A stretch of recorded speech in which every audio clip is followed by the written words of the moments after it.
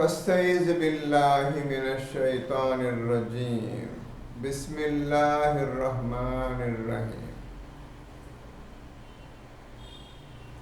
இப்போ என்ன விஷயம் பேசுன்னு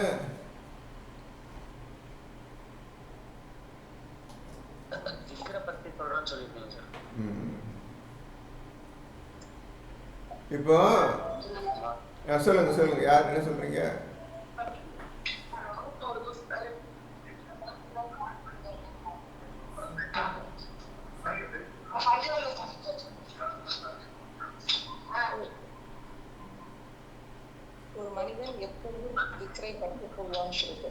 அந்த விஷயம் பேசுறேன். அங்கே கொஞ்சம் எல்லாரையும் டிஸ்டர்பா இருக்குது. அவங்க எல்லாத்தையும் மீட்டை போட சொல்லுங்க.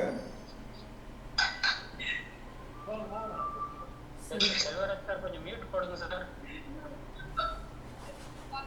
செல்வராஜ் சார்.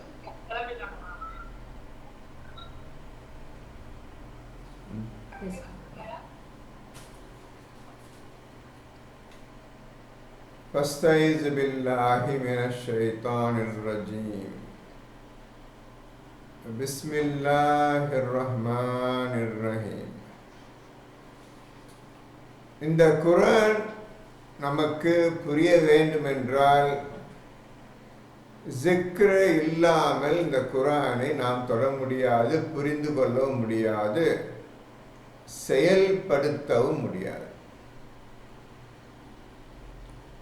இப்பொழுது அல்லாஹ் சொல்லுகின்றான், நாம் சொல்வதெல்லாம் ஒழுங்கு எழுதிட்டே வந்துருங்கப்பா, இப்பவுமே எழுதிட்டே வந்துருங்கப்பா.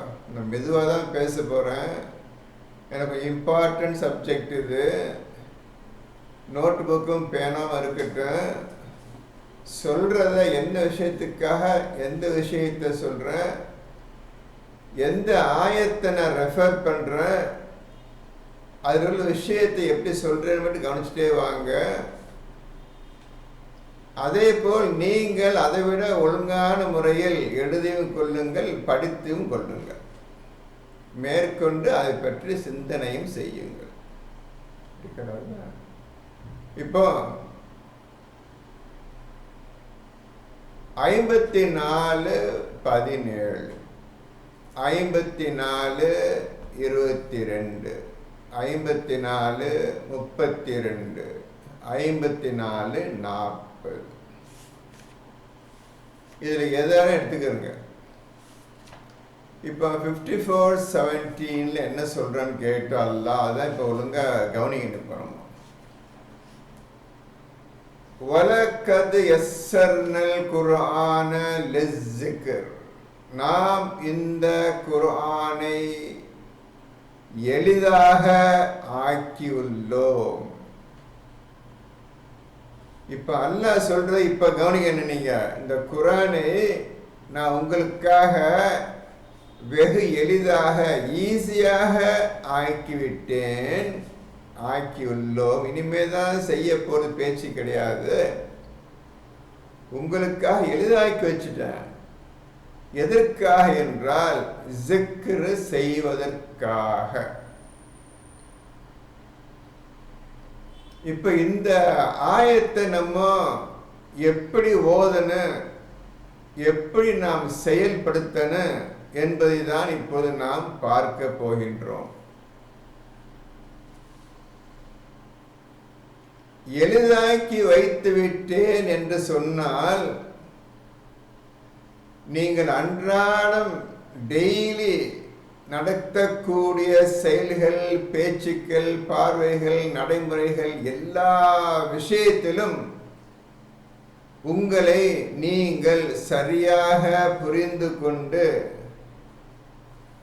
ஒவ்வொரு விஷயத்துக்கும் நாம் ஒழுங்காக நடந்து கொள்கின்றோமா என்பதை நீங்கள் சரிபார்த்து கொண்டும் உங்கள் வாழ்க்கை செயல்பட வேண்டும்.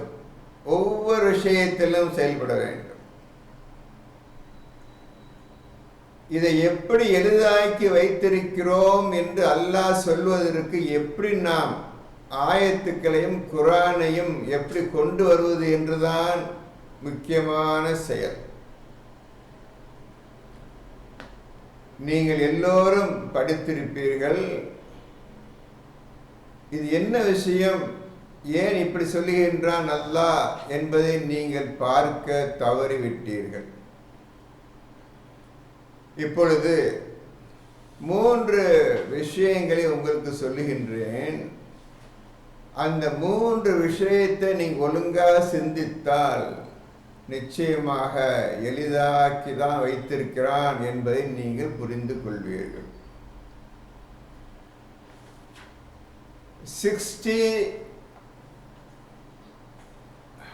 16ல நம்பர் என்ன 90 16ல 90 குறிச்சிக்கிறங்க. சொல்வதையும் கேளுங்க, நாம் சொல்ல போவதையும் ஷார்ட்டாக வேகமாக எழுதிக்கிறங்க. கொஞ்சம் கவனமாக வேணும். ஏன் கேட்டால் ஜிக்கர் இல்லாமல் வாழ்க்கை கிடையாது. இப்போ ஜிக்கரை எப்படி கண்டுபிடிக்கிறது, ஜிக்கர் எப்படி ஒருத்தனுக்கு உதயமாகிறது, உருவாகணும். ஜிக்கரை உங்கள் இருதயத்தில் உருவாக்க ஆரம்பிக்க போய் இப்போ நீங்கள் எளிதான விஷயத்தை நீங்கள் மேலும் எளிதாக்கி இப்பொழுதுதான் நீங்கள் உண்மையாக குர்ஆனை ஓதுவதற்கு தகுதி படைத்தவர்களாக ஆக்கப் போகின்றீர்கள். ஆகிவிட்டு கிடையாது, ஆக்கப் போகின்றீர்கள். இப்போ 16ல 90 16ல 90 எடுத்துக்கோங்க. அப்போ எல்லாரும் எழுதி கொள்ளுங்கள், நான் சொல்வதை கவனமாக பார்த்து கொள்ளுங்கள். படிங்கம்மா. 16ல 90. நிச்சயமாக அல்லாஹ் நீதி செலுத்துமாறும் நன்மை செய்யுமாறும் உறவினர்களுக்கு கொடுப்பதையும் கொண்டு உங்களை ஏவுகிறான்.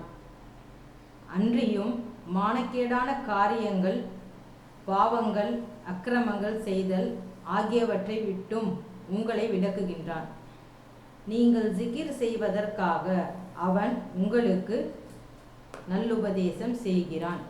நீங்கள் ஜிக்ர் செய்வதற்காக 54:17 என்ன படித்தீர்கள்?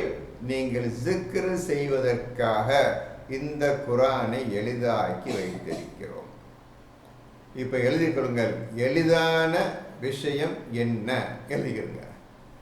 எளிதான விஷயம் என்ன எழுதிட்டீங்களா? படிங்க. முதல் ஃபர்ஸ்ட் லைன் படிங்க. நீதி செலுத்துமாறும். எளிதான விஷயம். நம்பர் 1 போட்டு நீதி செலுத்துமாறும். 2 நன்மை செய்யுமாறும். நன்மையான காரியங்கள் எதெல்லாம் இருக்கின்றதோ நன்மை செய்யுமாறும். 2 3வது உறவினர்களுக்கு கொடுப்பதையும். உறவினர்களுக்கு நீங்கள் உதவி செய்து கொடுப்பது. இந்த 3 விஷயங்கள் நீங்கள் இந்த உலகத்தில் செய்ய வேண்டும். இந்த 3ம் செய்வதற்கு அல்லாஹ் சொல்லிய பிரகாரம் இந்த 3ஐயும் செய்ய வேண்டும். இது உங்களுக்கு எந்த கஷ்டமும் கிடையாது. நீதி செலுத்த சொல்றான், நன்மையான காரியங்களை செய்ய சொல்லுகின்றான், உறவினர்களுக்கு கொடுக்க சொல்லுகின்றான். இந்த 3ம் கஷ்டமில்லாத செயல். இந்த 3ஐயும் நீங்கள் செயல்படுத்துவதற்கு இந்த குர்ஆனில் சொல்லியபடிதான் இந்த 3ஐயும் செய்யுங்க. உங்க விருப்பப்படி, உங்க இஷ்டப்படி, உங்க மனசு என்ன சொல்லுதோ அந்தபடி கிடையாது. இப்போ இந்த 3 விஷயங்களை நீங்கள் செய்யணும். அடுத்து என்ன? அன்றியும் மானக்கேடான காரியங்கள். அடுத்த 3 விஷயங்கள் விட்டு விலகணும். 1 எழுதிருங்க. 3 விஷயங்கள் எளிதான செய்யக்கூடியது. அடுத்த 3 விஷயங்கள் செய்யக்கூடிய, அடுத்த 3 விஷயங்கள் செய்யக்கூடாது எழுதிக்கிறங்க. எழுதிக்கிட்டு எழுதிட்டீங்களா? நம்பர் 1 மானக்கேடான நம்பர் 1 மானக்கேடான காரியங்கள் செய்யக்கூடாத விஷயம். நம்பர் 2 என்ன? பாவங்கள். பாவங்கள் அல்லது தீமைகள். பாவங்கள். நம்பர் 2 பாவங்கள் அல்லது தீமைகள். அடுத்த நம்பர் 3 அக்கிரமங்கள். அக்கிரமம் செய்தல், அநியாயம் செய்தல். இது நல்லா புரிஞ்சுக்கங்க. இந்த 3ஐயும் நீங்கள் உங்கள் வாழ்க்கையில் செய்ய பழகிக்கொள்ளுங்கள். இந்த 3ஐயும் உங்கள் வாழ்க்கையிலிருந்து விட்டு விலகிக் கொள்ளுங்கள். இந்த 3 செய்யுங்கள், இந்த 3ஐ விட்டு விலகிக் கொள்ளுங்கள். எழுதிங்களா? அது 3 விஷயம், இது ஒரு 3 விஷயம். இப்போ முதல்ல நீங்க செய்யக்கூடிய காரியங்கள்ல முதல் விஷயம் நீதி. இப்ப நீதியை பற்றி பேசுவோம், அடுத்து நன்மையை பற்றி பேசுவோம், அடுத்து உறவினர்களுக்கு உதவி செய்வதை பற்றி பேசுவோம். இந்த மூன்றையும் உங்களுக்கு அல்லாஹ் எளிதாக்கி வைத்திருக்கின்றான். யாருக்கு? இந்த குர்ஆன் படி நடக்க வேண்டும், இந்த குர்ஆன் எனக்கு மனப்பூர்வமாக பிடித்து விட்டது, இதை நடப்பேன் என்று யார் உறுதி எடுத்து கொண்டார்களோ அவர்களுக்கு இந்த மூன்று மீது ஆசை வரும். இந்த மூன்றை தான் ஒழுங்காக செய்ய வேண்டும் என்று 24 மணி நேரமும் அதிலேயே இருப்பார்கள். இப்போ ஒன்று நீதி. நீதியை எப்படி செய்வது? நியாயம். சரியா? நியாயம், நீதி. இப்போ இன்னையிலேருந்து உங்களோட வாழ்க்கை இந்த 1690 பிரகாரம் ஆரம்பமாகிறது. இதன்படி தான் இனி நீங்கள் இன்னையிலிருந்து நடக்க, நேற்று வரை நடந்து போனது போற்றும் இப்பொழுது விஷயம் தெளிவாக தெரிந்துவிட்டது. ஆகவே நீங்கள் இப்போ இதன்படி இன்னையிலிருந்து நடக்க உறுதி எடுத்துக் கொள்ளுங்கள். தெருவில் போகின்றீர்கள், இப்போ எல்லாரும் போறீங்கப்பா. ஒரு மிஸ்கின் ஏதோ பசிக்காக ஏதோ கேட்கிறார். உண்மையாளராக இருந்தால் தர்ம குணம் உடையவர்களாக நீங்கள் இருப்பீர்களே ஆனால் நிச்சயமாக உங்கள்கிட்ட 1 ரூபாயோ 2 ரூபாயோ எடுத்து கொடுப்பீர்கள் அவருக்கு. இதில் தான் நீதி ஆரம்பம் ஆகின்றது. இதில் தான் நீதி, நியாயம். நீ செய்வது சரிதானா, நீதியானதா, உண்மையிலேயே இது உகந்ததா, ஏற்றுக்கொள்ளப்படக்கூடியதா, இது அல்லாஹ் பிடித்த செயலா பிடிக்காத செயலா என்பதை இப்பொழுதுதான் நீங்கள் சரிபார்க்க போகின்றீர்கள். நீங்கள் வசதி படைத்தவராக இருந்தால் 1 ரூபாய் எடுத்து கொடுக்க மாட்டீர்கள். நீங்க நியாயமாக நடப்பீர்களே ஆனால் அடுத்த செகண்ட் நீதி வேகமாக வேலை செய்யும் உங்கள் மனதில். இந்த 1 ரூபாய் வைத்துக் கொண்டு அவன் என்ன செய்வான்? உதாரணத்துக்கு இந்த ஹோட்டலில் போறீங்க, ஒரு இட்லி எடுத்துக்கிட்டா 10 ரூபாய் சொல்றோம், நீங்க கொடுக்கறத 1 ரூபாய். அவனுக்கு பசி ஆறிவிடுமா? நீங்களே யோசிச்சு பாருங்க. நீங்க செய்த நியாயமான காரியமா? இப்போ நீதியை பற்றி பேசுகிறோம். எப்படி ஜிக்கர் உங்களுக்கு ஃபார்ம் ஆகுதா இல்லையா பார்த்து கொள்வதற்கு நீங்களே தயாராக இருக்கின்றீர்கள். இப்போ நீங்களே உதாரணம் ஆயிட்டீங்க. இப்போ நம்மளுக்கு ஜிக்கர் வருமா வராதா? அல்லாஹ் கற்றுத்தருவானா கற்றுத்தர மாட்டானா? ஜிக்கர் என்னுடைய இருதயத்தில் ஃபார்ம் உருவாகுமா உருவாகாதா? இப்பொழுது உங்க கையில் தான் இருக்குது. நல்லா புரிஞ்சுக்கிறேன். எளிதாக்கி வைத்திருக்கிறோம் இந்த குரானை. நீங்கள் ஜிக்ர் செய்ய போட்டு இந்த குரானில் 16ல் 90 படிச்சுட்டு போம். முதல் வார்த்தை போயிட்டு இருப்போம். அப்பொழுது இப்போ புரியுங்கள், குறைஞ்சது ஒரு 4 இட்லியாவது 7 சாப்பிட்டாதான் அவனுக்கு வயிறு திருப்தியாக பசி அமரும். பசி எடுத்த பசி முழுமையாக புசித்த பின் அமைதி ஏற்படும். அந்த அமைதி ஏற்படுவதற்கு வழிவகை செய்யக்கூடிய 40 ரூபாயை நீங்க கொடுத்தால் அவனுக்கு அவன் வயிறு நிறைய சாப்பிட்டு போவான். இப்பொழுது நீங்கள் நீதியை நிலைநிறுத்துகின்றீர்கள். என்ன? இந்த ஒரு விஷயத்துல நீதியை நிலைநாட்டி விட்டீர்கள். அது மட்டுமல்ல, கொடுத்த பணம் வீணாக கூடாது.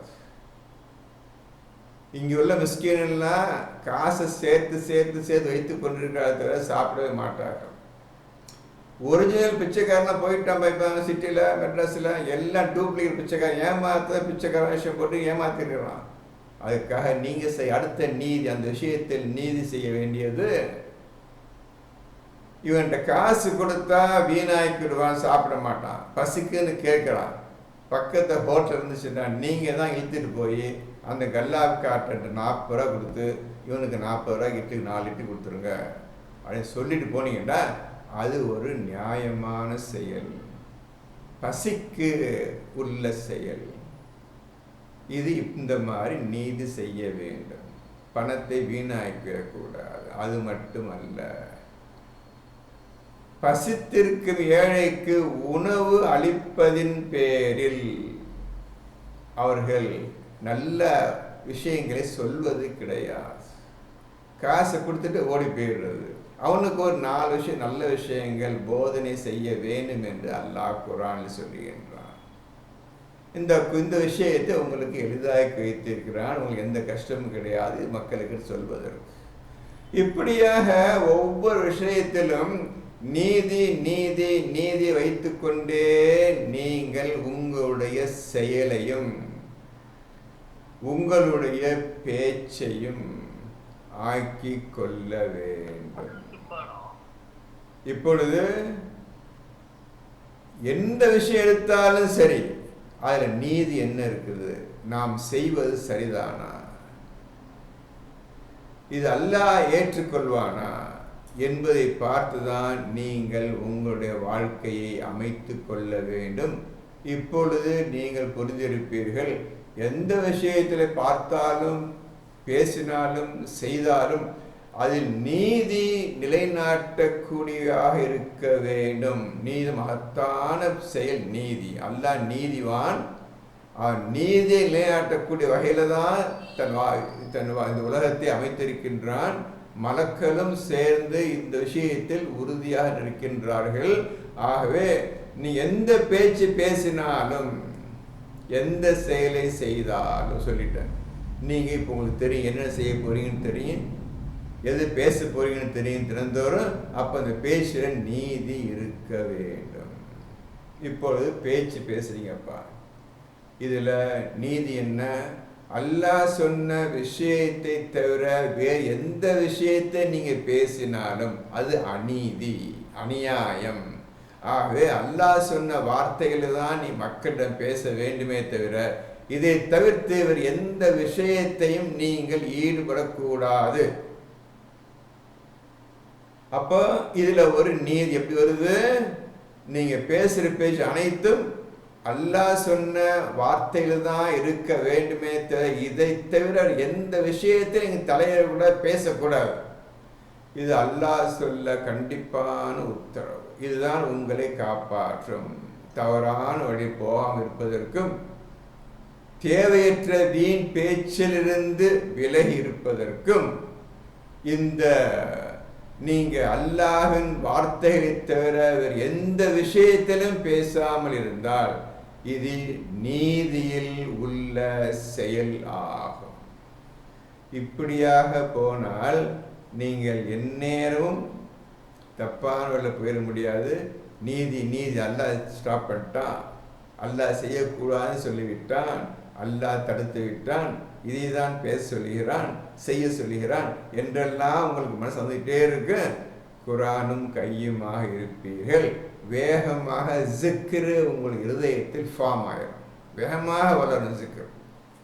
இந்த ஜிக்ர் பாடம் வேகமாக உங்களால் நீங்களையே கற்றுக்கொண்டு வருகிறீர்கள்.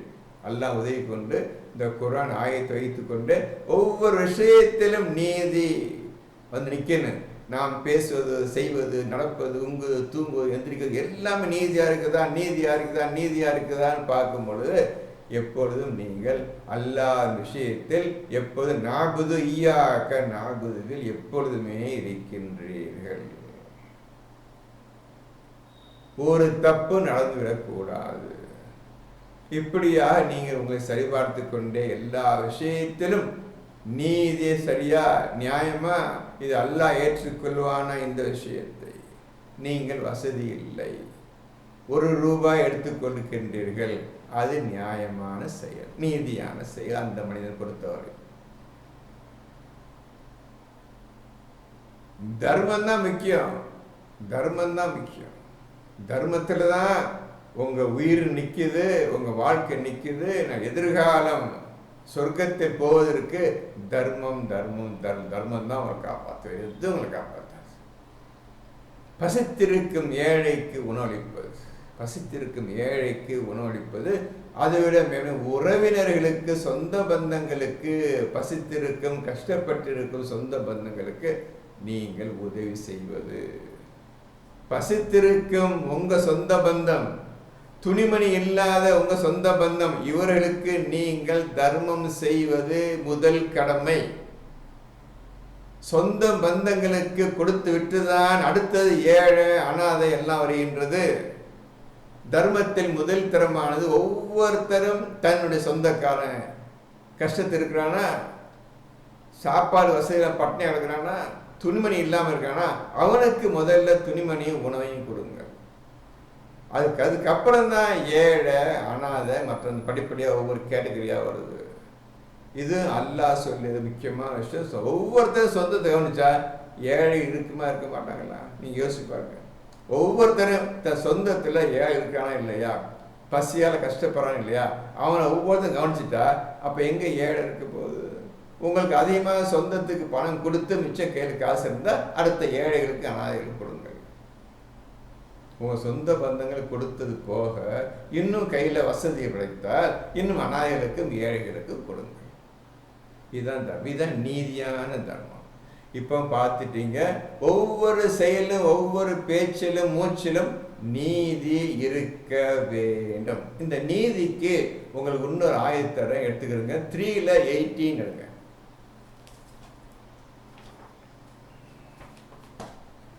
3:18 எடுங்க.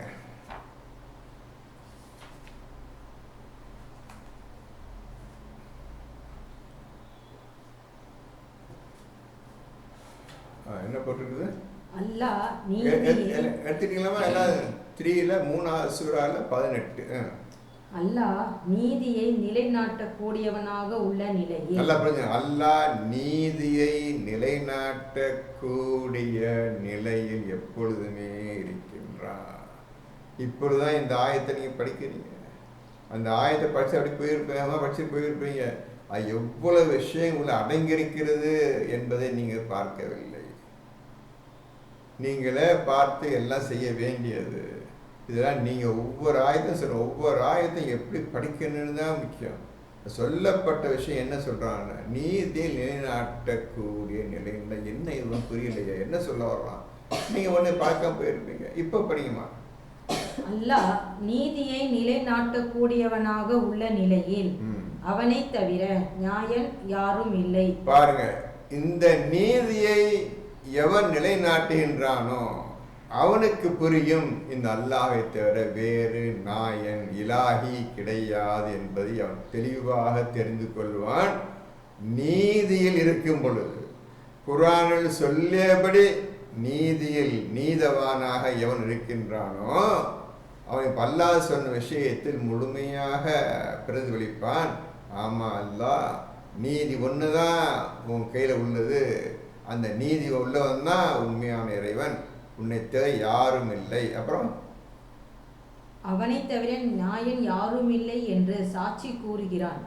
அவனே சாட்சி கூறுறாப்ப. நீதியா இருப்பவன் தான் இறைவனாக இருக்க முடியும். இப்ப இதெல்லாம் எப்படி அர்த்தம் வந்து பாருங்க. நீதியாக இருப்பவன் மட்டும்தான் இறைவனாக இருக்க முடியும். அந்த நீதியை திறமையாக எந்த குறை இல்லாமல் எவன் செய்கின்றானோ தன் வாழ்க்கையில் அவனுக்கு மட்டும்தான் அல்லாஹ் உற்ற நண்பனாக ஆகின்றான். இந்த நீதிவானதான் அல்லாஹ் நேசிக்கிறான். தான் இபாதத்து செய்வோர்களில் தான் நாடியவர் மீது அந்த நீதியின் மீது நிலைத்து நிற்பவன் மீது அல்லாஹ் வஹி இறக்குகின்றான், மலக்கள் இறக்குகின்றான். இவர்களுக்கு தான் நாடியவர்கள் தான். நீங்கள் அவன் நீதி நிலைநாட்டக்கூடியவனாக இருக்குன்னு, எப்போதுமே நீதியாக இருக்கு, நியாயமாக இருக்குன்னு என்ற அடிப்படையில் தன்னுடைய விஷயம் வைத்து கொண்டிருக்கின்றான். இதில் எவன் நுழைந்து இதன் பேர் நான் தான் நடப்பேன் என்று இறங்குகின்றானோ வாத்தி உள்ளாக அல்லாஹை பின்பற்றுங்கள் என்ற வார்த்தை இப்பொழுது இதுக்குள்ளே நுழைகின்றது. எழுதுகின்ற இந்த விஷயத்தில் அல்லாஹை பின்பற்றுங்க என்ற வார்த்தை உள்ளே நுழைகின்றது. இவனை தான் அல்லாஹ் தன் நாடியவர்கள் மீது சொல்கிறான்ல, இவனை தான் அல்லாஹ் நாடி இருப்பான். கொஞ்சம் கஷ்டமான பாடம், மெதுவாக சொல்கிறேன், நல்ல கவனமாக கேட்டுக்கொள்கிறேங்க. அப்போ அவன் இவ்வளவு உஷாராக நீதி எந்த வகையிலையும் அநியாயம் பண்ணக்கூடாது. எப்பொழுதுமே நீதி நீதி இருக்குன்னு அவன் உஷார் நிற்கிறான். படிங்க. மேலும் மலக்குகளும் அறிவுடையோரும் இவ்வாறே சாட்சி கூறுகின்றனர். மேலும் மலக்களும் இதான் உண்மை, எல்லாரும் புரிஞ்சுக்கிறீங்க, இதான் உண்மை, இதான் இஸ்லாம், இதன்படி நடந்து கொள்ளுங்கள், உங்களுக்கு எந்த கஷ்டமும் இல்லை, உங்க எளிதாக வைத்திருக்கின்றேன். நீங்க நீதியாக நடப்பதற்கு உங்களுக்கு என்ன கஷ்டம்? உங்களுக்கு நீதியாக நடக்கணும்னு சொல்றேன். இது என்னப்பா உங்க கஷ்டம்? இது என்ன துன்பம் உங்களுக்கு? இது என்ன டிஃபிகல்ட்டிஸ் இருக்குது உங்கள்கிட்ட? இது ஃபாலோ பண்ணாமல் இருக்கிறதுக்கு கொஞ்சம் பார்த்துக்கிறங்க. அதுக்காக எளிதாக வைத்திருக்கிறேன். இந்த விஷயத்தை நீங்கள் ஒழுங்காக செய்யுங்க. நீங்கள் ஜிக்ர் செய்து கொண்டிருக்கின்றீர்கள் என்ற அர்த்தம். இப்பொழுது குர்ஆன் எல்லாம் புரிந்து கொண்டு வருகிறது என்ற அர்த்தம். நீங்கள் அல்லாஹ்வை பேசக்கூடியவர்களாக இருக்கிறீர்கள் என்ற அர்த்தம். உங்களுடைய வீடுகளில் மலக்கள் இறங்குவார்கள் என்ற அர்த்தம். இப்படியாக நீதியை நிலைநாட்டக்கூடிய நிலையில் என்னை தவிர வேறு யாரும் இல்லை என்று கூறுகின்றான். மலக்களும் அறிவுள்ள மக்கள், அறிவுள்ள மக்கள் போட்டிருக்குது, அறிவுடைய அல்லாஹ்வுடைய அறிவு. அறிவுன்ற இந்த அறிவு உலகத்து அறிவு நினைச்சுக்காதீங்க, இறைவனுடைய அறிவை பெற்றவர்களும் இவ்வாறு கூறுகிறார்கள். இப்போ இறைவனுடைய அறிவை பெற்றவர்களாக நீங்கள் இருக்கிறீர்கள் என்று நான் நம்புகிறேன். ஆகவே இதுதான் சரி. 3:18 அல்லாஹ் என்ன சொல்றானோ, நீதிதான் மிக உயர்ந்த விஷயம், நீதிதான் மிக உயர்ந்த விஷயம். இதை நீங்க படித்திருப்பீர்கள். தராசை நிலைநிறுத்தினார் அர்-ரஹ்மான் அல்லமல் குர்ஆன் ஹலக் இன்சான் அல்லல் பயான படிச்சிருப்பீங்க. தராசை நிலைநிறுத்தினார். என்ன தராசு? தராசு ஒழுங்கா பேலன்ஸாக கரை காட்டு, வெயிட்டுக்கு தோத சாமாங்க நீதி. அதான் தராசன்னு சொல்லுறாரு, பேலன்ஸ் போட சொல்ற. இதுதான் நீ ஒழுங்காக போதும் போது உன்னிப்ப என்ன தராசை மேலே நிப்பாட்டினான்னு சொல்றான்னு என்ன அர்த்தம் பார்க்க. இந்த தராசு தான் நிறைய இதை உங்களை சொல்லியிருக்கேன், கேட்டிருக்கிறேன். உங்களுக்கு பெரிய கஷ்டம்தான். 2:238 எடுத்துக்கங்க. பெரிய விஷயம் இது, நான் சொல்ல போது பெரிய விஷயம். நான் நம்ப குறிச்சிக்கிறேங்க. இப்போ நீதிக்கு உன்னத வார்த்தை ஆண்டம் படம் சொல்லியிருக்கலாம். 2:238 எடுத்துக்கிட்டீங்களா? ஹாஃபிஸூன அல ஸலவாத்தி. யாருக்கும் தெரியும் ஸலவாத் என்னன்னு? யாருக்கும் தெரியாது. படிக்குமா? ஸலாத்தை ஸலவாத்தை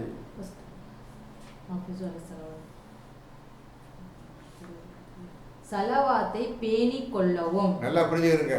ஸலவாத்து என்னவென்று தெரியாது, இன்னைக்கு வரையும் தெரியாது. அந்த வார்த்தைக்கு அர்த்தம் தெரியாது. அல்லாஹ் சொல்லுகின்றான், ஸலவாத்தை பேணிக் கொள்ளுங்கள், பாதுகாத்து கொள்ளுங்கள். என்ன தெரியாத பாதுகாக்கிறதுக்கு தெரியாது. அதுக்கப்புறம் ஸலாத்தை நடுநிலையில் நிறுத்த வேண்டும். இப்போ ஹாஃபிஸூன அல ஸலவாத்தி, அடுத்த ஸலாத்தி அடுத்த சலாத். முதல்ல ஸலவாத்துன்னு வருது, அடுத்து சலாத். ஸலாத்தி உஸ்தா. உஸ்தா என்ன நீங்க புரிஞ்சுக்கிட்டீங்க? உஸ்தான் தான் என்ன? அடுத்தது அரபி படிங்க. உஹூமு லில்லாஹி கானிதீன். இப்போ என்ன அர்த்தத்துக்கு என்ன போட்டு தமிழை போட்டு அதை படிச்சுக்கிறோம். என்ன போட்டு தமிழ் படிச்சுக்கிறோம்? அல்லாஹ்வின் முன்னிலையில் உள்ளச்சப்பாட்டுடன் நில்லுங்கள். அல்லாஹ்வின் முன்னிலையில் பயபக்தியோட உள்ளச்சோது இப்பாட்டு நிறுத்துங்கள் போட்டான். இருக்கட்டும். இதுல முதல்ல ஸலவாத்து, கடைசியில் அல்லாஹ்வுக்கு பயந்து கொள்ளுதல். இந்த ஸலவாத்து ஒரு தராசு தட்டிலேயும் இந்த தட்டில் அல்லாஹ் பற்றிய பயமும் ஈக்குவலா இருக்கணும். எது? ஸலவாத்தும் அல்லாஹ்வை பற்றிய பயந்து கொள்ளும் நிலை இரண்டும் சமமாக இருக்க வேண்டும். எதுவும் தாழ்ந்தக்கூடாது, ஏற்கக்கூடாது. இந்த இரண்டையும் நிலைநிறுத்துவது ஸலாத். புரிஞ்சுக்கிறீங்க? புது விஷயம், ஒண்ணுமே தெரியாது, இதுவரை தெரிஞ்சது கிடையாது. நான் சொல்றத ஒழுங்கா கேட்டுக்கிறேங்க. கேட்டுக்கிட்டு என்ன செய்யுங்க?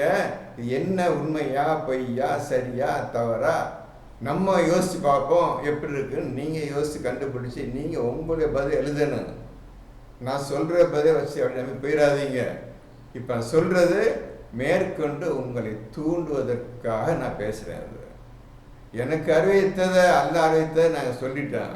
ஆனால் நீங்கள் நம்பாதீங்க. அதை திருப்பி திருப்பி சொல்கிறேன். நீங்கள் கண்டுபிடிக்கணும் சொன்ன சரியான கண்டுபிடிக்கணும். அதுக்கு குரானை ஓதிருக்குன்னு 10-15 வருடங்களாக குரானை ஒழுங்காக யார் ஓதி கொண்டிருக்கின்றார்களோ அவர்கள் ஓரளவு புரிந்து கொள்வார்கள்.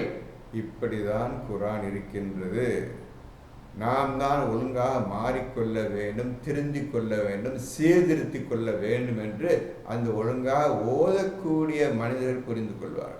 மற்றவர்களுக்கு புரியாது, தேவையில்லாமல் கேள்வி கேட்டுக்கொண்டே இருப்பார்கள். அவர் விட்டு ஒதுங்கி விடுவது நல்லது. குரான் முதல்ல ஓதத்துக்கு முந்தைய கேள்விக்கு மகத்தம். எந்த கேள்வியை கேட்டாலும் குரானில் தெளிவான பதில் இருக்கின்றது என்று அடிக்கடி நான் சொல்லியிருக்கின்றேன். நீ எந்த கேள்வி வந்தாலும் சரி, அவ்வளவு கேள்விகளுக்கு குரானில் தெளிவான பதில் இருக்கிறது. நீங்கள் கேட்டீங்கன்னா குரான் ஓதறதுக்கு முந்தைய கேள்வி கேட்குறீங்க அர்த்தம். உங்களே நீங்கள் முட்டாள் ஆய்க்கொள்ளாதீங்க. ஓதுங்க, இல்லாட்டி அப்புறம் பார்த்துக்கிறோம். இல்லை இருக்குது, எல்லா கேள்விக்கும் பதில் இருக்கு குரானில். உங்கள் உலக வாழ்க்கையும் சரி, உங்கள் சொந்த வாழ்க்கையும் சரி, உங்கள் குடும்ப வாழ்க்கையும் சரி, இந்த குரான் சம்பந்தப்பட்ட அனைத்து விஷயங்களும் சரி, அனைத்திற்கும் இந்த குரானில் தெளிவான பதில் இருக்கின்றது. ஆகவே சலவாத்தையும் அல்லாஹுக்கு பயந்து கொள் 2 விஷயத்தையும் சரிசமமாக நிலைப்பாட்டுவதற்கு சலாத் தேவை. புதிய விஷயம். ஒவ்வொரு தடவையும் உங்களுக்கு புதிய விஷயத்தை தான் சொல்லுகின்றேனே தவிர அரைச்சிட்டு இருக்கல. உன்னதன் பேசினதான் சொல்லவும் இல்லை.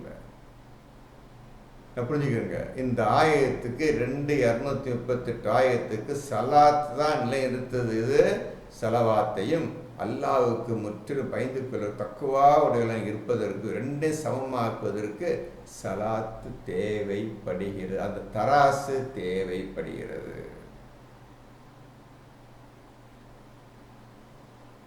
யோசிச்சு பாருங்க. இப்போ நீதி, தராசு, நீதி புதிய விஷயம், ஆழமான விஷயம். இதை இந்த ஜிக்கரை நீங்கள் இன்னிலேருந்து ஸ்டார்ட் பண்ணிடணும். ஜிக்கரை கற்றுக்கணும்னு இந்த ஜிக்கர் பாட மகத்தான மறைந்திருக்கின்ற விஷயம், யாருக்கும் தெரியாத விஷயம். ஜிக்கர் மட்டும்தான் 3 எழுத்து மட்டும்தான் இருக்குது.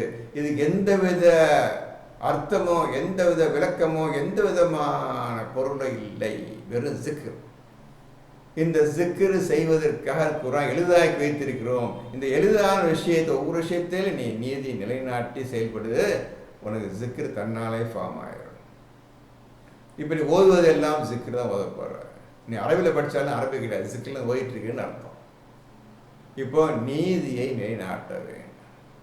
ஒவ்வொருத்தரும் தனக்கு தகுந்த அளவுக்கு நீங்கள் நீதி செலுத்த வேண்டும். பேச்சிலும் நடைமுறையிலும் செயலிலும் அனைத்திலும் நீதி நிலைநாட்ட வேண்டும்.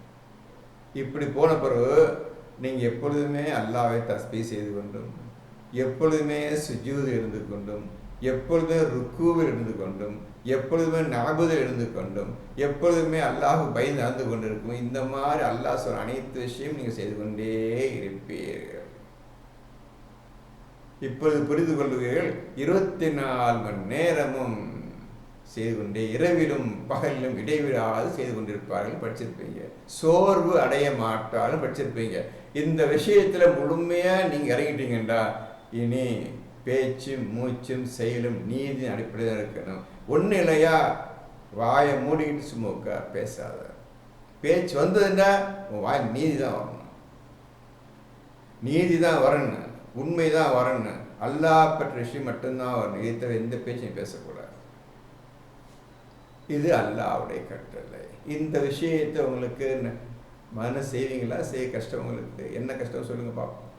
இந்த விஷயத்தில் நீதியாக நடந்துக்கிறங்கம்மா, அநியாயம் பண்ணிவிட வேண்டாம். கொஞ்சம் யோசிப்பா, அதை செய்து சரியான யோசிச்சா நீதி நியாயம் தெரிந்துவிடும். அதுக்கு தோதா நீங்கள் செயலை மாற்றிக்கொள்ளுங்கள், அவ்வளோதான். இப்போ 16ல் 90ல் முதல் 3 விஷயத்தை முதல் விஷயம் நீதியை பற்றி சொல்லியிருக்கிறேன். அதுக்கு ஆயத்தையும் காட்டியிருக்கிறேன். இன்னும் நிறைய ஆயத்து உள்ளே இருக்குது. அதை நீங்கள் எடுத்துக்கொள்ளுங்கள். நீதியை கொண்டே நாளைக்கு உங்களுக்கு தீர்ப்பு அளிக்கப்படும். அனைவருக்கும் நீதியை கொண்டே சத்தியத்தை கொண்டே உங்களுக்கு தீர்ப்பு அளிக்கப்படும் அந்நாளில். நீ நிறைய ஆயத்து இருக்குது. ஒவ்வொரு ஆயத்தை எடுங்க. இந்த நீதி என்ன சொல்லுகின்றது, இந்த ஆயத்தோட நீதி என்ன சொல்லுகிறது நீங்கள் பார்த்துக்கிட்டே வாங்க.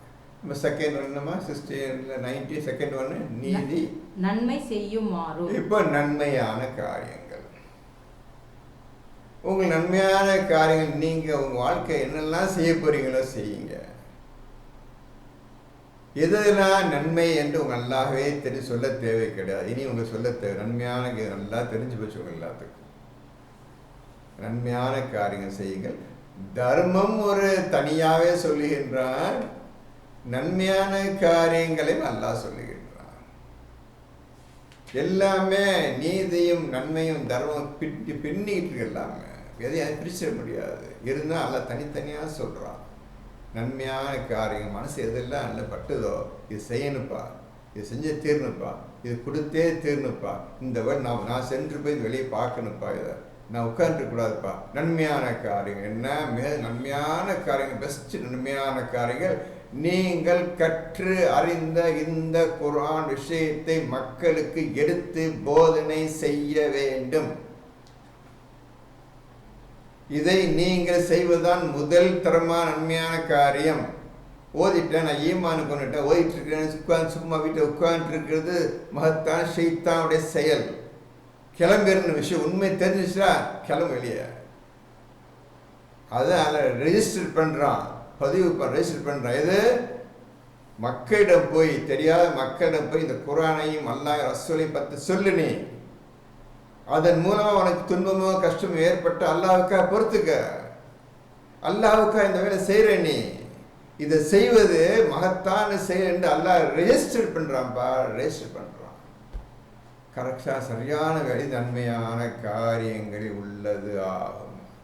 இந்த நன்மையான காரியங்களை எழுதிருங்க. 4ல் 95, 9ல் 120, 121, 4ல் 4ல் 95, 9வது சூரா 120, 121.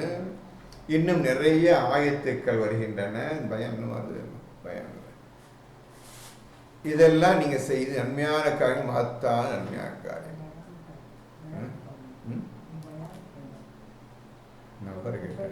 இப்போ அடுத்தது இப்போ 9ல் 120 எடுங்கப்பா எல்லாரும். 9ல் 120 எடுங்க, அதை படிங்க, அதன் பட்டுக்கு ஆரம்பிங்க. இது நன்மையான காரியம், மகத்தான நன்மையான காரியம். இது நீதியான காரியம், அல்லாஹ்வுக்கு பிடித்தமான காரியம், ரசூல் செய்த காரியம். இப்பொழுதுதான் நீங்கள் ரசூலை பின்பற்ற போகின்றீர்கள். படிங்கம்மா. 9ல் 120. மதீனா வாசிகளானாலும் சரி, அல்லது அவர்களை சூழ்ந்திருக்கும் அரபிகளானாலும் சரி, அவர்கள் அல்லாவின் தூதரை பிரிந்து பின்தங்குவதும் அல்லாவின் தூதரின் உயிரை விட தம் உயிரையே பெரிதாக கருதுவதும் தகுதி உடையதல்ல. ஏனென்றால் அல்லாவின் பாதையில் இவர்களுக்கு ஏற்படும் தாகம், களைப்பு, பசி நிராகரிப்பவர்களை ஆத்திரமூட்டும்படியான இடத்தில் கால் வைத்து அதனால் பகைவனிடமிருந்து துன்பமடைதல் ஆகியவை யாவும் இவர்களுக்கு நற்செயல்களாகவே பதிவு செய்யப்படுகின்றன. நிச்சயமாக அல்லாஹ் நன்மை செய்வோரின் கூலியை வீணாக்க மாட்டான். பார்த்தீங்களா? இதுதான் நன்மையான காரியங்கள் அல்லாஹ் ரெஜிஸ்டர் பண்ணுறான், எழுதிட்டான், பதிவு செய்யப்படுகிறது. நன்மையான காரியங்கள் போதுமா? இறங்க முடியுமா? இறங்க. உங்களுக்கு என்ன கஷ்டம்? எளிதாக்கி வைத்திருக்கிறேன். குர்ஆன் மேலே முழு ஈமான் கொண்டு ஆசைப்பட்டு எடுத்து ஆரம்பிச்சிட்டிங்கல்ல, அப்போ குர்ஆன் சொல்லி நடக்க வேண்டும். உங்களுக்கு என்ன கஷ்டம்? இதற்காக நீங்கள் அர்ப்பணிச்சிட்டீங்க. நீ குர்ஆன் பற்றி ஓத வேண்டும், குரான் படி நடக்க வேண்டும் என்று முழு ஆசையோடு தான் இந்த குரானை நீங்கள் எடுத்து ஓதிக்கொண்டு வருகின்றீர்கள். ஆகவே உங்களுக்கு நான் இதை எளிதாக்கி வைத்து விட்டேன். இந்த விஷயத்தை 120ஐ 9, 120, 121 உங்களுக்கு எளிதாக்கி வைத்து விட்டேன். இப்போ நீங்க செய்யுங்கள். தைரியம் வந்து செஞ்சிச்சின்னு அர்த்தம்டா, உங்களுக்கு ஜிக்கர் உள்ள நுழைஞ்சிச்சு அர்த்தம்பா. இதான் செய்யணும்னு நீ இறங்கிட்டீங்கடா, உங்களுக்கு ஜிக்கர் உள்ள நுழைஞ்சிறதுக்கு எதை திறந்துட்டீங்க, இருதயத்தை ஓப்பன் பண்ணிட்டீங்க. ஜிக்கர் உள்ள வரணும்னு ஓப்பன் பண்ணிட்டீங்க. நீதியின்படி நடக்க வேண்டும், நன்மையான காரியங்களை செய்ய வேண்டும். எப்ப 120 எல்லாம் அடங்கிருச்சுப்பா. திருப்பி படிக்கிறேன், கேளுங்க. 120. மதினா வாசிகளானாலும் சரி அல்லது அவர்களை சூழ்ந்திருக்கும் அரபிகளானாலும் சரி, அவர்கள் அல்லாவின் தூதரை பிரிந்து பின்தங்குவதும் அல்லாவின் தூதரின் உயிரை விட தம் உயிரையே பெரிதாக கருதுவதும் தகுதி உடையதல்ல. இது தகுதி கிடையாது. இப்போ நம்மளுக்கு தகுதி கிடையாது. அல்லாஹ் குரான் என்ன அல்லாஹ் சொன்னானோ, தூதர் நம்மளுக்கு என்ன உபதேசம் செய்துட்டு போனாரோ இதை விட்டுட்டு வேறு பக்கம் போய்விடக்கூடாது. இப்போ தூதர் இல்லை, அதை பற்றி கவலை இல்லை. அவர் சொன்ன விஷயம் குரான் இருக்குது, அந்த விஷயத்தின்படி நடந்து கொள்ளுங்க. தூதர் இருக்கும்போது தூதரை விட்டு நீங்கள் பிரிந்து தனியாக தங்கக்கூடாது. தூதரும் இருக்க வேண்டும். இப்பொழுது தூதர் கிடையாது. அவர் சொன்ன வார்த்தையிலும் அவர் சொன்ன கொடுத்த குரானும் இருக்கின்றது. இந்த குரான் படி நடந்து கொள்ளுங்கள். அவரை விட்டு பிரிந்து போய் நான் வீட்டில் தூங்கிட்டு இருங்க, நீங்க இருங்க அப்படின்னு சொல்லக்கூடாது. அவர் ஏற்கனவே மக்காலேருந்து தப்பிச்சு மதீனாக்கு உங்க ஊருக்கு வந்திருக்கின்றார். வந்தா எங்கே தங்கிடுவார்ப்பா, நம்ம போய் வீட்டில் தூக்கலாம்ப்பான்னு இருக்கக்கூடாது. அடிச்சு அவதான் மக்கள் அடிப்பாங்க, நம்ம தப்பிச்சுக்கலாம்ப்பா நினைக்கக்கூடாது. தூதர் உயிரை விட உயிர் தான் இப்போ நினைக்காத. நீ தூதருக்காக உயிரை விடணும், தூதருக்காக அல்லாஹுக்காக தியானம் பண்ணணும். இதை அல்லாஹ் ஒன்றும் எதிர்பார்க்கின்றான். இந்த எளிதான விஷயத்தை நான் உனக்கு அறிவித்திருக்கிறேன், இதை நீ ஜிக்ரு செய்வதற்காக. இந்த விஷயத்தை ஜிக்ரு செய்வதற்காக எளிதாக்கி வைத்திருக்கிறேன். காரணம், உனக்கு எளிதாக்கப்பட்டது காரணம் நீ குரான் மீது ஈமான் கொண்டு குரான் எடுத்து விட்டாய், குரான் படி நடப்பதற்கு முடி செய்து விட்டாய்.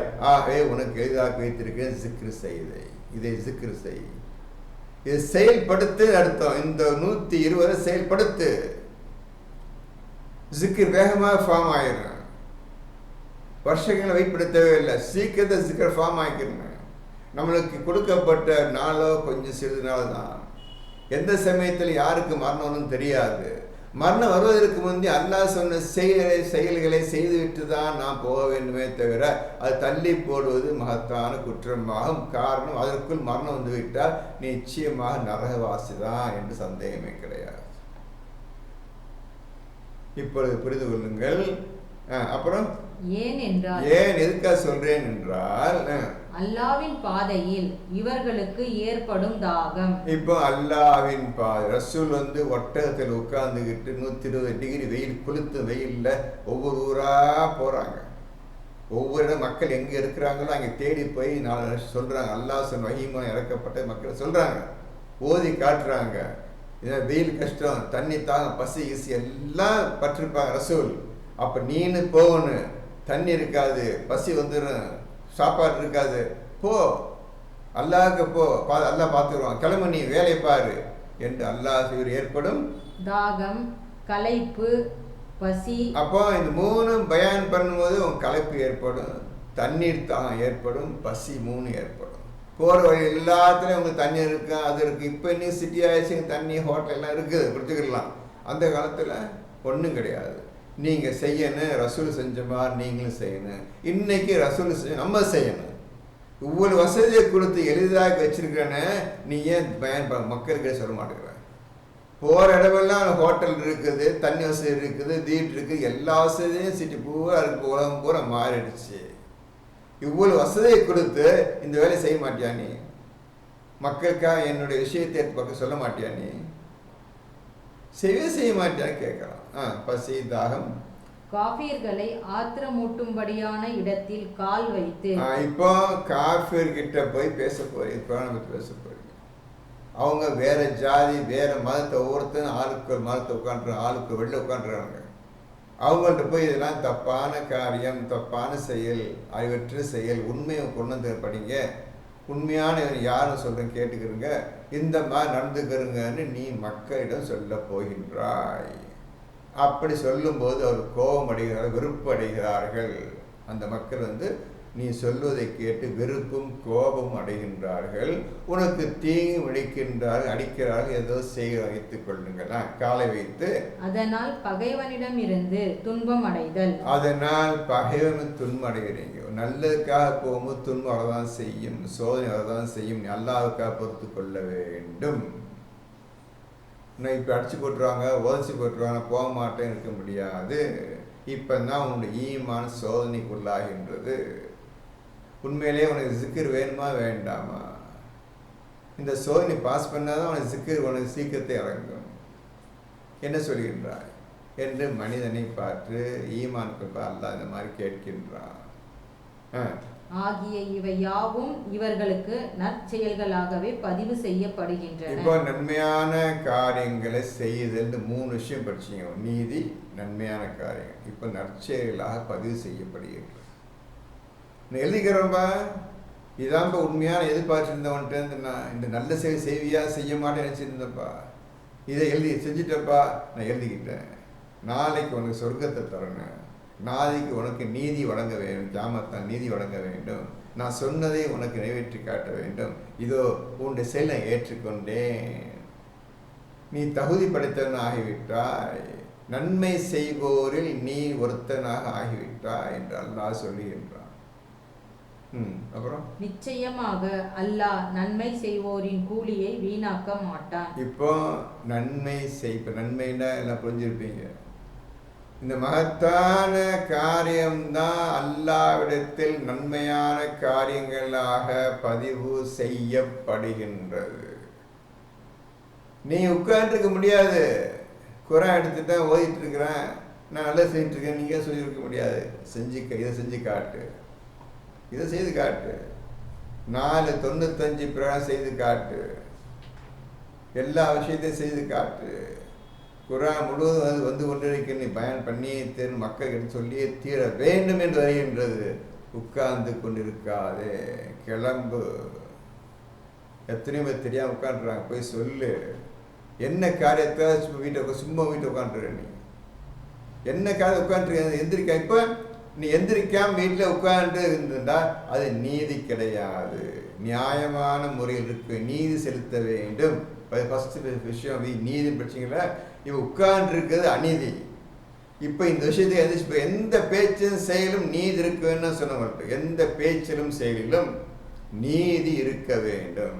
நீ வீட்டில் உட்காந்துட்டு சும்மா ஓதிக்கிட்டு மூடிட்டு உட்காந்துருக்க, ஓதுறது இப்போ பதிலிருக்கிற, இது அநீதி. நீ எந்திரிச்சு போனாதான் நீதி. இப்படியே நீங்கள் சரிபார்த்து கொள்ள வேண்டும். நம் நீதி செய்கிறோமா, அநியாயம் பண்ணுறோமா, நடிக்கிறோமா, நடிக்காது, நீங்கள் உங்களே நீங்கள் திருத்திக் கொள்ள வேண்டும். இப்படியாக நீதியின் வழியில் உங்களை அமைத்து கொள்ள வேண்டும். பின்னர் நன்மையான செயல்கள், இந்த நன்மையான செயல்களை அல்லாஹ் சொல்லி என்னென்ன சொல்லுகின்றானோ அதை செய்யுங்கள் முதலில். அதான் நன்மையான செயல். 121 படிச்சிருங்க, 9ல் 121 படிச்சிருங்க. இவர்கள் சிறிய அளவிலோ அல்லது பெரிய அளவிலோ அல்லாஹ்வின் வழியில் செலவு செய்தாலும் அல்லது எந்த பள்ளத்தாக்கை கடந்து சென்றாலும் அது அவர்களுக்காக நற்செயல்களாக பதிவு செய்யப்படாமல் இருப்பதில்லை. சின்னதோ பெருசோ நீங்க செஞ்சே தீரணும். ஒன்னால சிறியதாக செய்யணும், செஞ்சிடத. பெரிய காரியமா செஞ்சிடாத, செய்ய. நீ நான் தான் ஆப்ஷன் கொடுத்துருந்தேன், சின்னதாக செய், சின்னதாக செய், பெருசாக செய் சொல்லிட்டேன். உனக்கு கஷ்டம், உனக்கு என்ன கஷ்டம், நம்ம கஷ்டம் உனக்கு. அப்புறம் அவர்கள் செய்த காரியங்களுக்கு மிகவும் அழகான கூலியை அல்லாஹ் அவர்களுக்கு கொடுக்கிறான். இப்போ நற்செயல்கள் என்னவென்று தெளிவாகிவிட்டது. அழகான முறையில் உங்களுக்கு கூலியை தருகின்றான். பார்த்தீங்களா? இதை செய்வதற்கு இன்னையிலிருந்து ஆரம்பம் செய்து விடுங்கள். ஆரம்பிச்சிருங்க. சும்மா எந்த பிரயோஜனம் கிடையாது. ஆரம்பித்து விடுங்கள். இப்படியாக நீங்கள் செய்யும் ஒவ்வொரு செயலும் நீதியை நிலைநாட்டக்கூடிய வகையில் இருக்க வேண்டும். நீதியை நிலைநாட்டக்கூடிய வகையில் இருக்க வேண்டும். இப்போ நீங்களே உங்களை எல்லா கெட்ட பேச்சு, கெட்ட செயல்கள், கெட்ட இடம் இதை விட்டு நீங்களே இப்பொழுது உங்களை திருத்திக் கொண்டு வருகின்றீர்கள். ஒரு வீட்டுக்கு இப்போ அன்னைக்கே சொன்னேன், எக்காரணத்தை கொண்டு சொந்த பந்த வீட்டுக்குள் நுழைந்து விடாதீர்கள். மகத்தான கெட்ட செயல். உங்களை மாதிரி ஓதக்கூடிய மக்கள் யாரும் கிடையாது. ஓதக்கூடிய மக்களாக இருந்தாலும் போக தேவை கிடையாது. அவர்களும் வரமாட்டார்கள். தான் உண்டு, தன் குரான் உண்டு, அல்லாஹ் வழி வந்து உட்கார்ந்து விடுவார்கள். சொந்த பந்தன் போனீங்கன்னா வீண் பேச்சு செயலை தவிர எதுவுமே இருக்காது. நீங்க ஷைத்தானை நோக்கி தான் போகின்றீர்கள். சொந்த பந்த வீட்டுக்கு நுழைந்தால் ஷைத்தான் எனக்கு வேண்டும் என்று தான் போகின்றீர்கள் என்று அர்த்தம். இது எந்த சந்தேகம் கிடையாது. அங்கே போனால் என்ன பேசுவாய் நீ? சொல். நீ குரானை பற்றி பேசுவையா? நீ குரானை பேசுவா ஒன்று ஒழுங்கா உட்காந்து கேட்பாங்க அவங்க ஒன்று. சொல்லுங்க பார்ப்போம். அதை முதலில் தவிர்த்துக்கொள். அந்த மகத்தான கெட்ட செயல் சொந்த பந்தம் வீட்டுக்கு போறது தான். நீ சொந்த பந்தம் ஏழையா இருந்தா, பசியா இருந்தா உதவி செய். அல்லாஹ் சொல்ற பாருங்க. அதே விதத்தை நீ போனியண்டா உனக்கு கெட்டத்தை நல்லா பேசவே மாட்டார்கள். நீ 24வது சூறாவில் 60 61 பார்த்திருப்பீர்கள். இந்தந்த வீட்டிலாம் போய் சாப்பிடுங்க. அந்த வீட்டுக்கு போங்க, அப்பா வீட்டுக்கு போங்க, அம்மா வீட்டுக்கு போங்க, மாமா வீட்டுக்கு போங்க, மாமி வீட்டுக்கு போங்க, எல்லா வீட்டில் போய் இல்லை சாப்பிடுங்க சொல்கிறான். ஆனால் நீ போனியண்டா இந்த நல்ல பயான், தெளிவான இந்த குரான் பயானை கேட்க வேண்டும், பேச வேண்டும். முடியுமா? அங்கே வர்றதெல்லாம் ஊர்க்கதையும் பொய்க்கதையும் ஃபசாது பேசுறது, பிறரை பற்றி புறம் பேச கூட்டமாக நிறைஞ்சிருப்பாங்க சொந்த பந்த வீட்டில் எல்லா வீட்லையும். நீ போனீன்னா நீ குரான் பற்றி தான் பேசணும், எதை பேசக்கூடாது என்று அல்லாஹ் நீ போகின்ற மனிதனை பார்த்து சொல்லுகின்றான். நடக்கக்கூடிய காரியமாகுது. நல்லா யோசிச்சு பார்த்துக்க. அதை மீறி போனீன்னா போட அல்லாவா நீ நான் ஏன் இஷ்டம் நடப்பேன் என்று நீ அல்லாவுக்கு பதில் சொல்லிவிட்டாய் என்று அர்த்தம். டோட்டலாக கட் பண்ணணும். நான் ஏன் பேசுறேன்? செஞ்சுட்டு பேசுறேன்னா செஞ்சுட்டு பேசுறேன். திடீர்னு பேசுறவங்களை அட்வைஸ் பண்ணலன்னா 40 வருஷம் ஆச்சு தனியாக இருக்கேன். எந்த தோட்டில் 100% கட் பண்ணியாச்சு. அதனால தான் ஆண்டவன் குரான் சொல்லி கொடுத்தான். சும்மா வந்துடாது, குரான் வந்துடாது. இப்போ கஷ்டப்படுவியா? நீ தயார் இருக்கிறியா? இருப்பியா? நீ முடியுமாண்ணா? நீ தான் இந்த ஃபங்க்ஷன் இருக்குது, அந்த ஃபங்க்ஷனுக்கு ஓடிட்டு இருக்கிறிய. இந்த கெட்ட காரியங்கள் ஒவ்வொரு சொந்த பந்தம் நடந்துட்டு இருக்குது. அது போய் முன்னால் நிற்கிறேன். நீ நிற்கிறிய? நீ எப்படி குரான் ஓதுவே? எப்படி சிக்கர் கற்றுக்குவேன்? நீ சொல்ல பார்ப்போம். சாதாரண விஷயங்கள். அந்த குரானை ஓதுவதும் அதன் நடப்பதும் இதை பின்பு நடப்பதற்கு நீங்கள் இன்னும் தயாராகவில்லை, தயாராக கொள்ள. இன்னையிலிருந்து நீங்கள் இந்த நான் சொல்றப்பட நடக்கணும். கெட்டது வேணான்னு சொல்றேன், கெட்டது வேணான்னு சொல்றேன். இப்போ இன்னொரு ஆயத்து காட்டிடுறேன். நன்மையான செயல் எது காட்டிடுறேன்? 4ல் 140 எடுங்க. 140 அவர் உட்கார வேணா சொல்றாங்க. அவர் உட்கார வேணா சொல்லுங்க. 140 4ல் 140 வருது.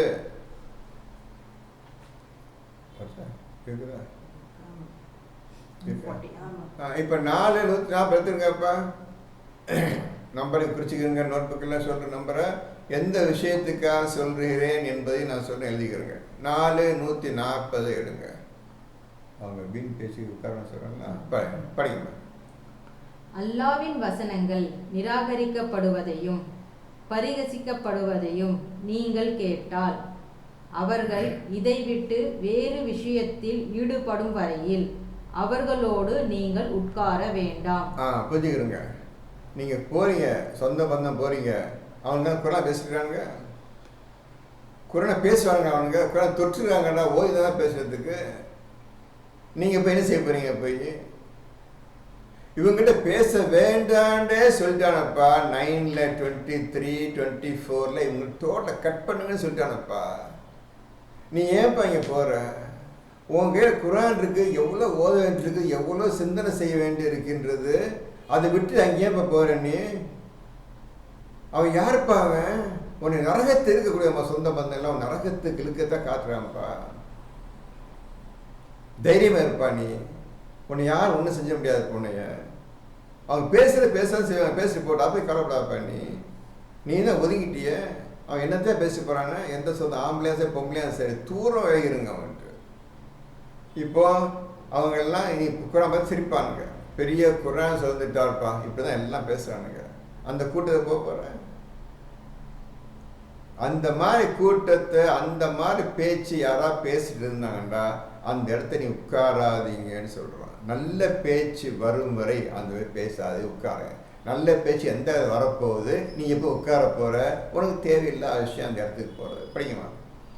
வேறு விஷயத்தில் ஈடுபடும் வரையில் அவர்களோடு நீங்கள் உட்கார வேண்டாம் என்று வேதத்தின் மூலம் அவன் உங்கள் மீது இறக்கி உள்ளான். இந்த வேதத்தின் மூலம் நான் உங்களுக்கு இறக்கியிருக்கேன், அந்த விஷயத்தை இறக்கியிருக்கிறேன். நல்லா அப்படி உங்களுக்காக ஒரு வேதத்தை ஏற்படுத்தி அந்த வேதத்தின் மூலமாக உங்களுக்கு நான் எச்சரிக்கை செய்கின்றேன். வேண்டாம், மறந்துவிடு, சொந்தமே கிடையாது நிலை வாழ்ந்து பழகிக்க.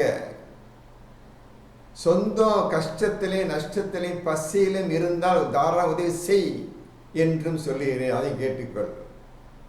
மற்றபடி எந்த பேச்சும் வச்சுக்காத, ஜாக்கிரதையா.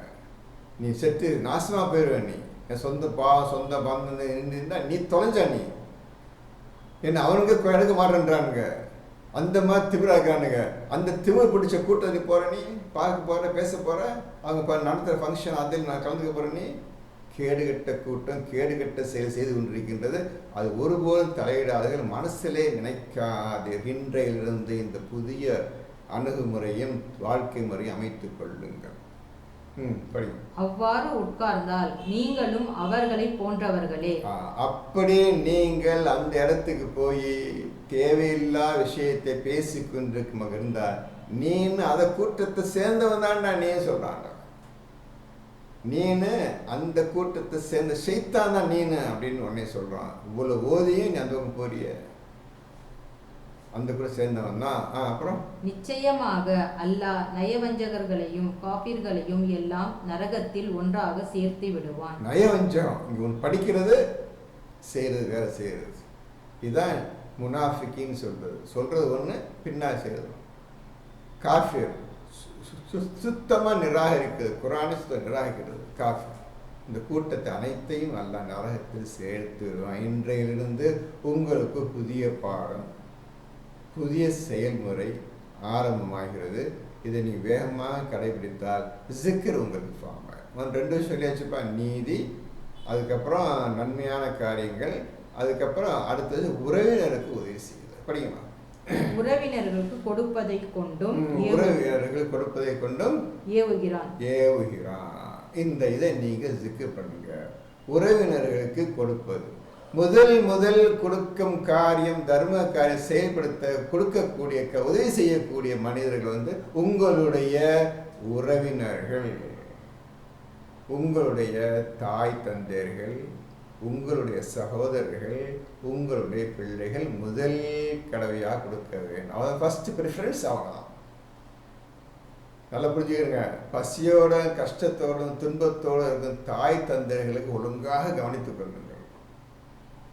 கூட பிறந்த சகோதரர் கஷ்டத்தை இருந்தால் உடனே உதவி, சாப்பாடுக்கு நீங்கள் மருந்துக்கு காசு வேணும், டாக்டருக்கு போகணும் காசு வேணும் கேட்பாங்க. இது இல்லை உதவி. என் பொண்ணு கல்யாணம் வைக்க காசு தாங்க கேட்பாங்க. இதுக்கு உதவி கிடையாது. பசி தான் முக்கியம். நீ பசிக்கு வயிற்று சாப்பாடு போட்டு ஒன்று தென்பு வரும், என்ன மாதிரி வேலை செஞ்சு பொழிச்சிக்கணும் அவன். இதுக்காக தான் பசத்துக்கு மட்டும் சாப்பாடு போட்டு, மற்றபடி மற்ற கவனிச்சிக்கலாம். உன் வசதி இருந்தால் அப்புறம் வச்சுக்கிறோம். குரானை சரி பார்த்துக்க, இந்த விஷயம் செய்யலாமா வேணாமா யோசிச்சு பார்த்துக்க. அந்த மாதிரி செய் நீ. என்ன இப்போ 33ல் 6 எடுங்க, 33ல் 6. அது நீங்கள் சரியாக படிச்சிருக்க மாட்டீங்க.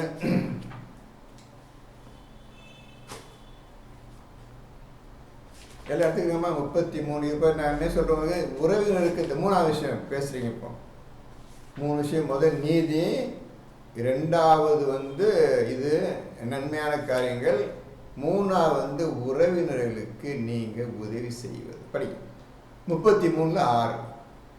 இந்த நபி மூமின்களுக்கு அவர்களுடைய உயிர்களை விட மேலானவராக இருக்கின்றார். இந்த நபி மூமின்களுக்கு, இப்போ நீங்களாம் மூமின்கள், இந்த குர்ஆன் மீது முழு ஆசை வைத்து முழு ஈமான் கொண்டு இதுதான் வேண்டும் என்ற எண்ணத்தோடு இப்பொழுது ஓதிக்கொண்டிருக்கின்றீர்கள். இந்த மூமின்களுக்கு என்ன சொல்ற ஆண்டவன்? அவர்களுடைய உயிர்களை விட மேலானவராக இருக்கின்றார். உங்களுடைய உயிரை விட அவர் மேலானவர். உங்கள் உயிர் செகண்ட் திங். ஃபர்ஸ்ட் எனக்கு ரசூல் தான், இவர் தான் முக்கியம், இவரை காப்பாற்ற, இவரை இருக்கு, இவரை உதவி செய்யும், இவரை சண்டை பண்ணு, இதுதான் உங்கள் முதல் வேலை. அடுத்ததாக உங்கள் உயிரை பற்றி நீங்கள் நினைக்கணும். அவருக்காக நீங்கள் முதல்ல இறங்கிடுறேன். தன் உயிரையும் உடலையும் அவருக்காக இறக்கிறேன். அதுக்கப்புறம் உங்கள் உயிரை பற்றி உயிரை மேலாக இருக்கின்றார். இன்னும் அவருடைய மனைவியர் அவர்களுடைய தாய்மார்களாக இருக்கின்றனர். அவருடைய மனைவிகள் உங்கள் தாய்மார்கள் தான். தாய்.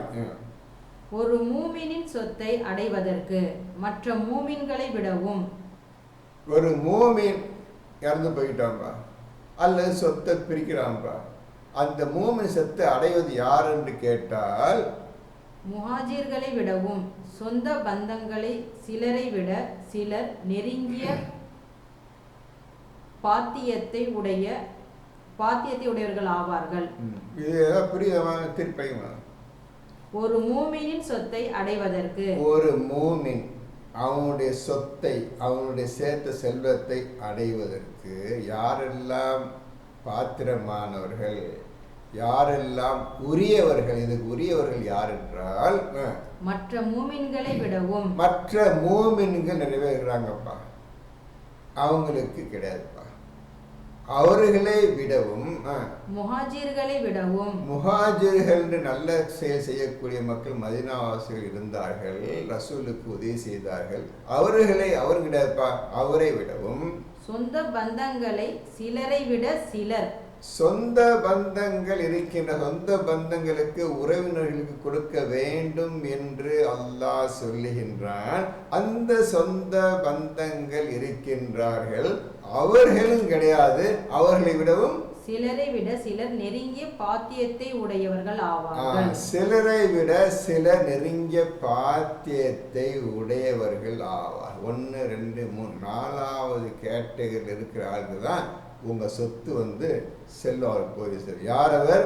உங்களுடைய நெருங்கிய பிள்ளை, உங்களுடைய பிள்ளைகள், உங்களுடைய மனைவிமார்கள், உங்களை பெற்ற தாய் தந்தையர்கள், இவர்களை தான் நீ முதல்ல கவனிக்கணும். அடுத்தது தூரத்து உறவினர்கள், அதுக்கப்புறம் முஹாஜிர்கள், அன்சாரிகள், அதற்கு அப்புறம் தான் மூமின்கள். உங்களோட இருக்கிற மூமின்கள் பார்த்து அல்ல யார் ஃபஸ்ட்டு ப்ரிஃபரன்ஸ் யாருக்கு? நெருங்கிய உறவினர். சிலரை விட சிலர் நெருங்கிய, எல்லாம் சொந்தம் தான். அந்த சொந்தத்திலே இந்த சொந்தம் தான். எந்த சொந்தம்? அப்பா அம்மா, நீ பெற்ற பிள்ளைகள். இவங்க கஷ்டத்தை இருக்கக்கூடாது, பசியோடு இருக்கக்கூடாது, வீடு வாசல் துணிமணிலாம் இருக்கக்கூடாது. இவங்களை முதல்ல கவனி. அதுக்கப்புறம் இந்த 4 பேரையும் கவனி. நீங்கள் படிச்சிருப்பீங்க, அப்படியே கண்டுலாம் விட்டுருப்பீங்க. இப்போ புரிஞ்சிருப்பீங்க, உறவினர்களுக்கு உதவி செய்வதுதான் முதல் கடமை. தர்மத்தில் உதவி செய்வது முதல் கடமை. இது தர்ம கேட்டகரியில் போய் சேருது. முதல்ல பேச நன்மையான செயல்கள். நல்லா புரிஞ்சுக்கிறீங்க, நன்மையான செயல் ஒன்று, இது தர்மம். உறவினருக்கு உதவி. இப்போ இந்த 3 விஷயத்தை நீங்கள் செய்யும் பொழுது நாம் செய்வது சரிதானா, சரிதானா, சரிதான், நீதியாக இருக்குதா, நியாயமாக இருக்குதா, அல்லாஹ்க்கு பிடிச்சதை செய்கிறோமா, குர்ஆன் சொல்லி எப்படி செய்கின்றோமா என்ற எண்ணத்தோடு நீங்கள் அளவு கடந்து இதிலேயே மூடி இருக்க வேண்டும். நம்ம செய்வது சரியா சரியா சரியா என்று போகும்பொழுது தான் சரி சரி சரி என்று உங்களுக்கு எது ஃபார்ம் ஆகும்? ஜிக்கர் ஃபார்ம். இப்போ ஜிக்கரை அடையிறதுக்குள்ள வழியை உங்களுக்கு இந்த குர்ஆனிலிருந்து காட்டியிருக்கின்றேன். அல்லாஹ் ஜிக்கர்ஸை முடிக்கிறான் அந்த ஆயத்தில். இப்படி தான் ஜிக்கர் என்னப்பா இதுக்கு கவலைப்பட்டுறாதீங்க, எல்லாம் எளிதாக்கி வைத்திருக்கிறோம் நல்லா சொல்லிட்டான். அதை நீங்கள் புரிஞ்சுக்கிறீங்க. என்னடா எளிதாக்கி வைத்திருக்கிறோம், என்ன எளிதாக்கி வைத்திருக்கிறோம் ஒன்றும் புரியலையே. அப்போ அல்லாஹ் என்ன சொல்கிறான்? இதை செய், நீ அல்லாஹ் அப்புறம் பார்த்துக்கலாம், அல்ஹம்துலில்லாஹ் அப்புறம் பார்த்துக்குறோம், இதை செய். எதை செய்? குர்ஆன் ஓதிட்டு ஆரம்பிச்சாட்டா முதல்ல நீதியை செய், நன்மையான காரியங்களை செய், உதவி செய். 3 விஷயத்தை அத்துப்ப எந்த குறையும் இல்லாமல் செஞ்சுக்கிட்டே வா. குர்ஆன் ஓதிக்கிட்டே வா. குர்ஆன்ல இதெல்லாம் செய்யணும்னு சொல்றான். அந்த செயல்படுத்தக்கூடிய காரியத்தின் அடிப்படையில் உன்னுடைய செயல்கள் ஒன்று இருக்க வேண்டும். இந்த 3 செயல் இருக்க வேண்டும். நீதி செய்வதும், நன்மையான காரியங்கள் செய்வதும், உறவினர்களுக்கு உதவி செய்வதும், இது அனைத்தும் இந்த குர்ஆனின் அடிப்படையிலேயே இருக்க வேண்டும். போய்கொண்டே இரு. இப்பொழுது அல்லாஹ் புரிஞ்சிக்க, ஷைத்தானை புரிஞ்சிக்க, அதை புரிஞ்சுக்க. நல்லா சொல்லலை. இப்போ நல்லா புரிஞ்சுக்க. எதையும் செய்ய சொல்லாம இதை செய், ஒழுங்கா செய், இந்த 3 ஒழுங்கா செய்.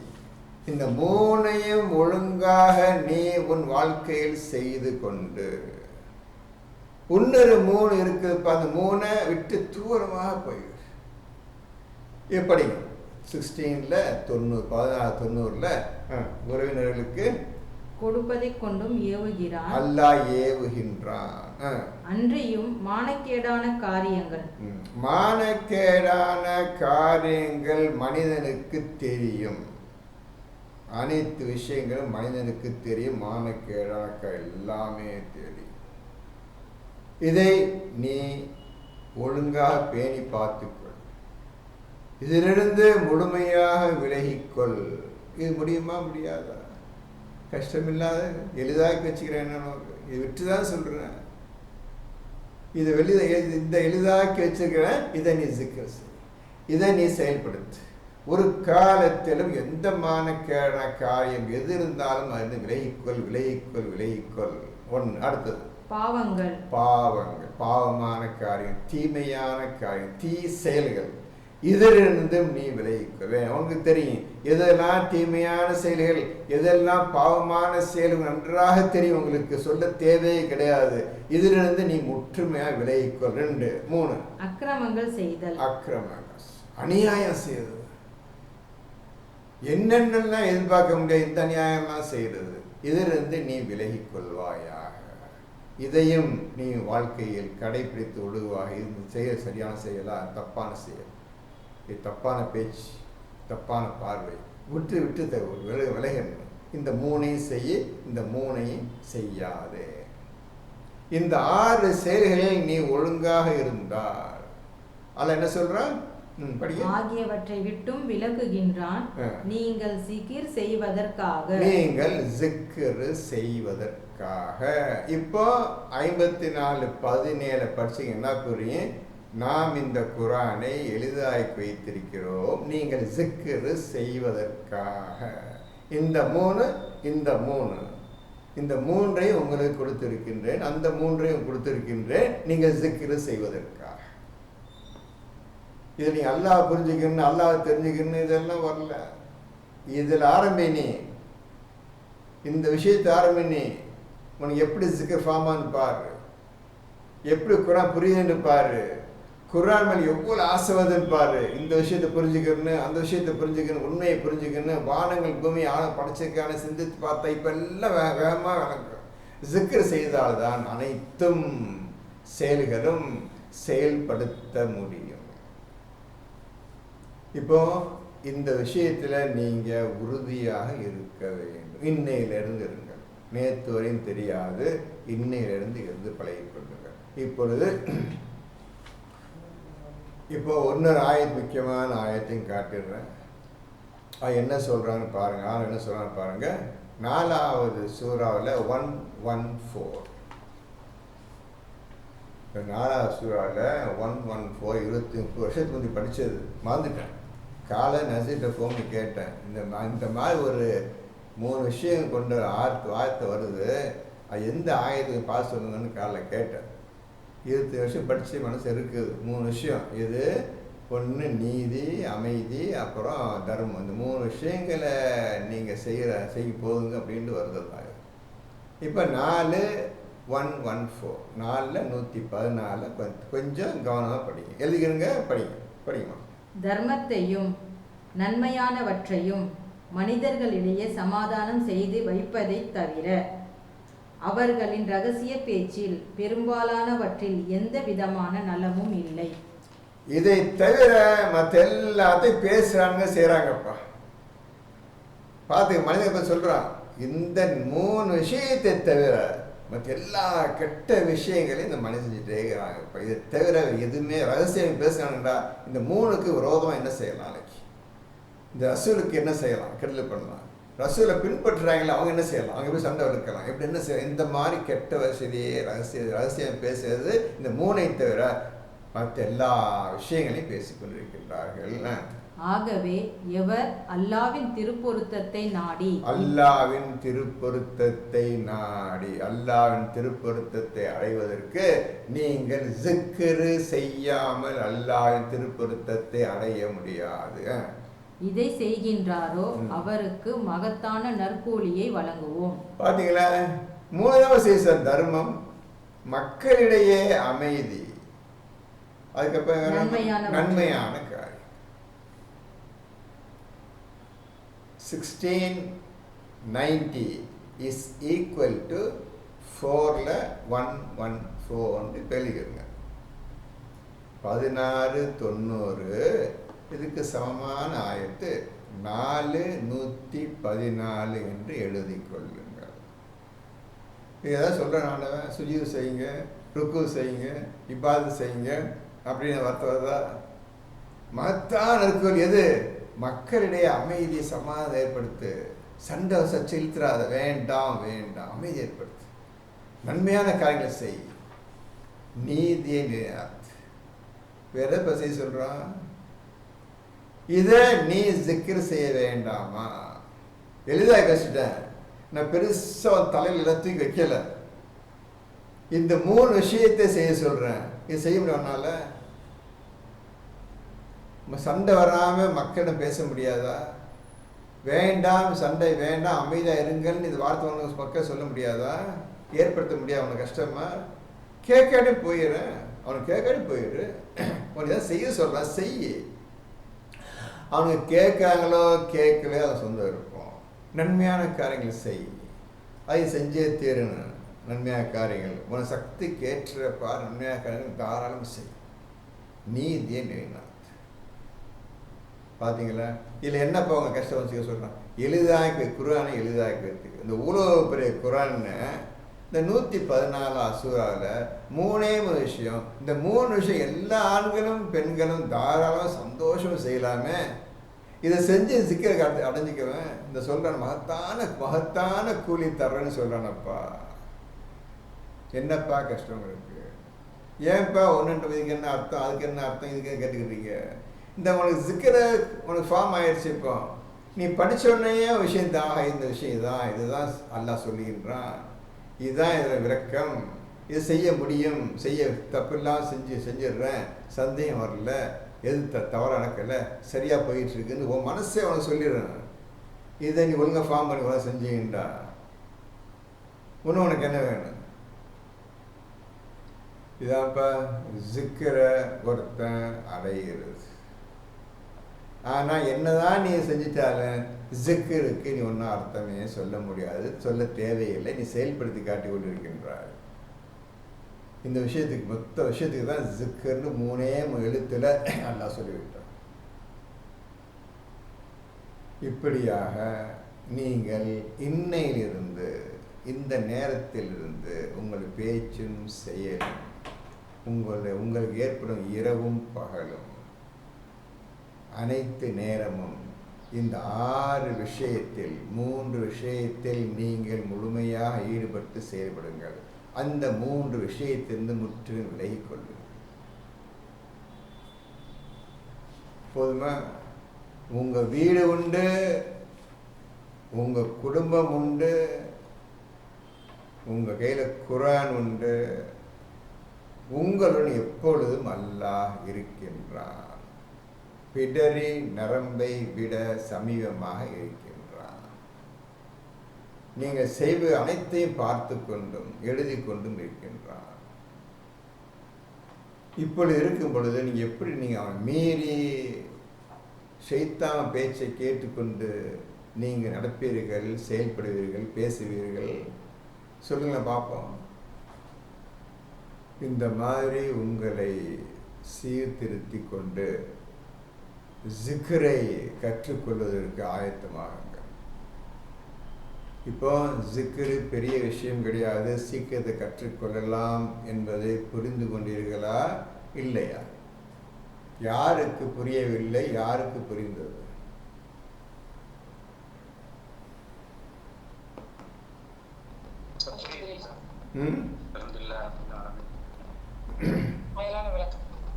இப்போ உன்னர்த்தன்ட்ட போய் கேள்வி கேட்கறது அநீதி, அக்கிரமம்னு புரிஞ்சுக்கிறங்க. நான் உனக்கு குர்ஆன் கொடுத்து உன்னையே பார்த்து கொண்டிருக்கின்றேன், நீ செய்வதோ ஷைத்தான்ட்ட போய் அர்த்தம் கேட்குற. கொடுத்தவன்னா இந்த விஷயம் எனக்கு மட்டும்தான் தெரியும், நீ எப்பயே இப்படி தவறான காரியத்தை செய்கிறா என்று நீ செய்வதற்கு முன் உன்னை யோசித்துக்கொள், நீதியின் பக்கம் வந்துவிடு. நீ அநீதியை செய்கின்றாய். நான் புரிஞ்சுக்கிடுங்க. அதனால் சொன்னேன், உங்க பேச்சும் செயலும் நீதியின் பக்கமே இருக்க வேண்டும். நீதியை நிலைநாட்டக்கூடியவனாக இருக்கும் நிலையில், நல்லா புரிஞ்சுக்கிடுங்க. அல்ல என்ன சொல்றான் 3:18, நீதியை நிலைநாட்டக்கூடியவனாக இருக்கும் நிலையில் நான் தான் உன்னுடைய இலாஹி, என்னை தவிர யாரும் இல்லை என்று அவன் பறைசாற்றுகின்றான். அகிலங்களுக்கெல்லாம் நான் தான் ரப்பு என்றும் உங்களுக்கு சொல்லுகின்றான். மலக்குகளும் சொல்லுகின்றார்கள். அறிவுடைய மக்கள் அல்லாஹ்வுடைய இல்மை பெற்றவர்களும் எவ்வாறு கூறுகின்றார்கள் என்று அல்லாஹ் சொல்லுகின்றான். இப்போ புரிஞ்சுக்கிட்டீங்களா? எது முக்கியமான விஷயம்? நீதி. இதான் அன்னைக்கு சொன்னவங்களுக்கு 7:29 குல் அமர ரப்பி பில் கிஸ்தி, குல் அமர ரப்பி பில் கிஸ்தி, கூறுவீராக, மக்கள் கூறுவீராக, இந்த வானங்களையும் பூமியும் நீதியை கொண்டே நான் பூசி இருக்கின்றேன், படைத்திருக்கின்றேன். நீதியை கொண்டே படைத்திருக்கேன். நீதிக்கு உருவம் கிடையாது, பொருள் கிடையாது. 7:29 முதல் வார்த்தையிலேயே அவ்வளவு விஷயம் அடங்கி இருக்கு. நீதியை கொண்டே நான் ஏவியுள்ளேன். டோட்டலா முடிவு செஞ்சு இதை வச்சே நான் படைச்சிருக்கிறேன். இந்த பூமியை, வானம், பூமி அனைத்தும் நீதி. நீ தப்பவே முடியாது, எவனும் தப்ப முடியாது. பொய்யை சொல்லிட்டு ஏமாத்திட்டு அநியாயம் செய்துவிட்டு தப்பித்து கொள்ளவே முடியாது. அனைத்தும் உன்னை பிடித்துக்கொள். எதை கொண்டு நான் படைத்திருக்கின்றேனோ அது உன்னை கவனித்தவனாகவே இருக்கின்றது. உன்னை பற்றி பிடித்துக்கொள். உன்னையே ஒன்றுமில்லாமல் ஆக்கிவிடும் நீ அநியாயம் செய்யும் பொழுது. ஓரளவு ஓர் காலம் வரை அவன் பொறுத்திருக்கும், அதுக்கப்புறம் விடாது. உன்னை ஏற்கனவே சொல்லி வச்சாச்சு. இந்த நீதியை கொண்டே அவன் ஏவியுள்ளான். எங்க பார்த்தால் நீதி நீதி நீதி நீதி நீதி தான். அந்த நீதியை நிலைநாட்டக்கூடியவனாக பாதுகாத்து கொண்டிருக்கின்றான் இறைவன். 2:3-18 பிரகாரம் கொஞ்சம் ஆழமான விஷயம். ஆனால் உங்களுக்கு முடிஞ்ச அளவு அல்லாஹ்வின் உதவியை கொண்டு உங்களுக்கு புரியும்படி உங்களுக்கு சொல்லியிருக்கின்றேன். ஒவ்வொரு ஆயத்தையும் நான் எப்படி படித்திருப்பேன் என்பதை இப்போது நீங்கள் புரிந்து கொண்டிருப்பீர்கள்.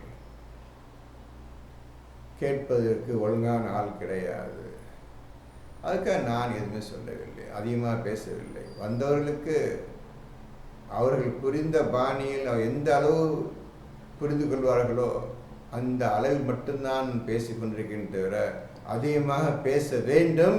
ஆனால் பேசினால் அவர்களுக்கு புரியாது, ஏற்றுக்கொள்ள முடியாது, ஜீரணிக்க முடியாது. அதுக்காக தான் கேள்வியாக கேட்டு வரணும். இந்த கேள்வி பதில் என்ன, இந்த கேள்வி பதில் கேட்டுக்கிட்டே வரணும். சரி, இப்பொழுது ஜிக்ரு எப்படி உதயமாகிறது என்ற ஹெட்டிங் தான். இப்போ பேசுனது பூரா ஜிக்ர் ஒரு மனிதனுக்கு எப்படி உதயமாகின்றது, இதுதான்ப்பா கேள்வி. இந்த கேள்விக்கு தான் ஒன்று நான் பேசினது பூரா.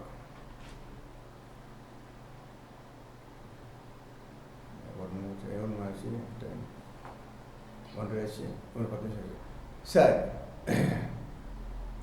இப்போ பேசல ஏதாவது உங்களுக்கு புரியாத விஷயம் தம்பிமார்களே, பெண் பிள்ளைகளே சொல்லுங்க, எது புரியலை உங்களுக்கு? தெளிவாக குர்ஆன் ஆயத்தோட மெதுவாக சொல்லியிருந்தேன், புரியும்படியும் சொல்லியிருந்தேன்.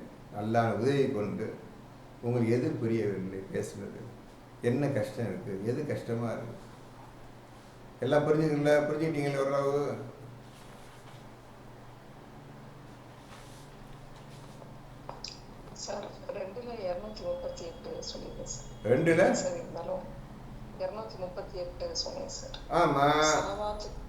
முதல்ல அல சலவாத்தி என்ன அர்த்தம் அரபியில்?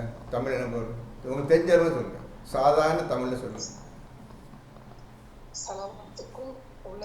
இல்ல ஹாஃபிஸூன அல சலவாத், இதுக்கு மட்டும் தமிழ் அர்த்தம் என்ன?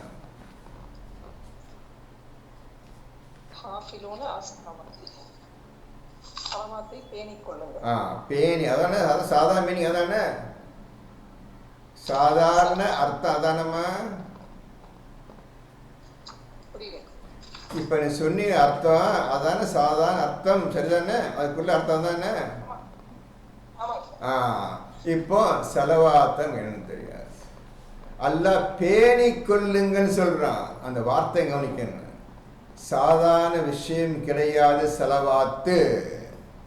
சலாத் வேற, செலவாத்து வேற. இதை நீ பேணி கொள்ள வேண்டும்.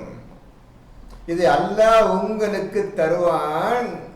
தந்ததை பத்திரமாக பத்திரமாக பேணி பாதுகாத்து கொள்ள வேண்டும். என்னப்பா என்னென்ன தெரியாது, எப்படி பாதுகாக்க அடுத்த விஷயம். அது என்னன்னு தெரிஞ்சாதானே பாதுகாக்க முடியும்.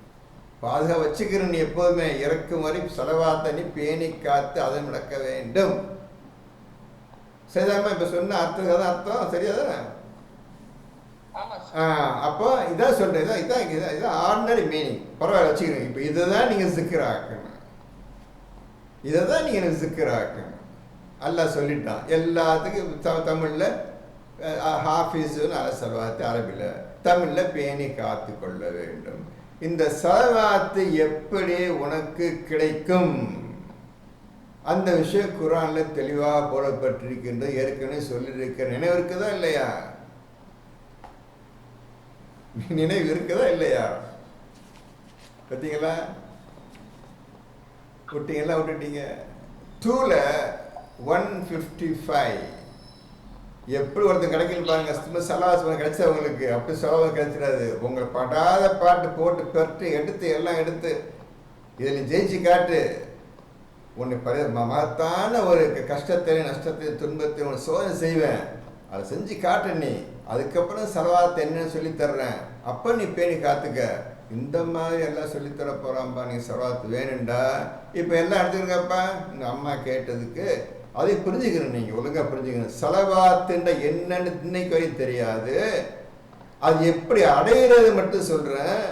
அடைஞ்சவன் எவனும் இல்லை, இருந்தாலும் எப்படி அடையிற வழியை காட்டிடுறேன், குர்ஆன்லேருந்து காட்டிடுறேன். எல்லோரும் எடுத்துக்கொள்ளுங்கள். 2ல் 155.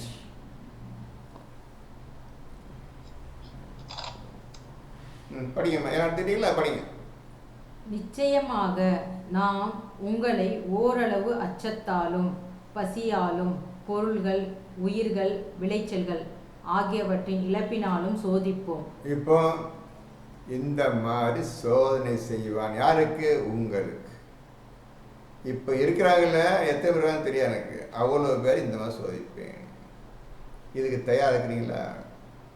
இந்த மாதிரி சோதனை செஞ்சு நீ இதை ஜெயிச்சு காட்டினா நம்புறேன், உன் ஈமான் நம்புறேன், இல்லை கிடையாதுன்னு சொல்லிட்டான். இந்த 4-5 விஷயத்துக்கு தயாரா? ஏனென்றால் மகத்தான சலவாத்துவம் வரப்போகின்றது. தரப்போறேன் சலவா தரப்போறேன். இதுக்கு தயாரா கேட்குறான். தயாராக இருந்தால் எடுத்துக்க ஓத ஆரம்பி. நேரம் வரும், உன்னை பிடிப்பதற்கு நேரம் வரும், உன்னை சோதிப்பதற்குண்டான நேரத்தை நான் கணக்கிட்டு விட்டேன். நிச்சயம் வரப்போகிறது.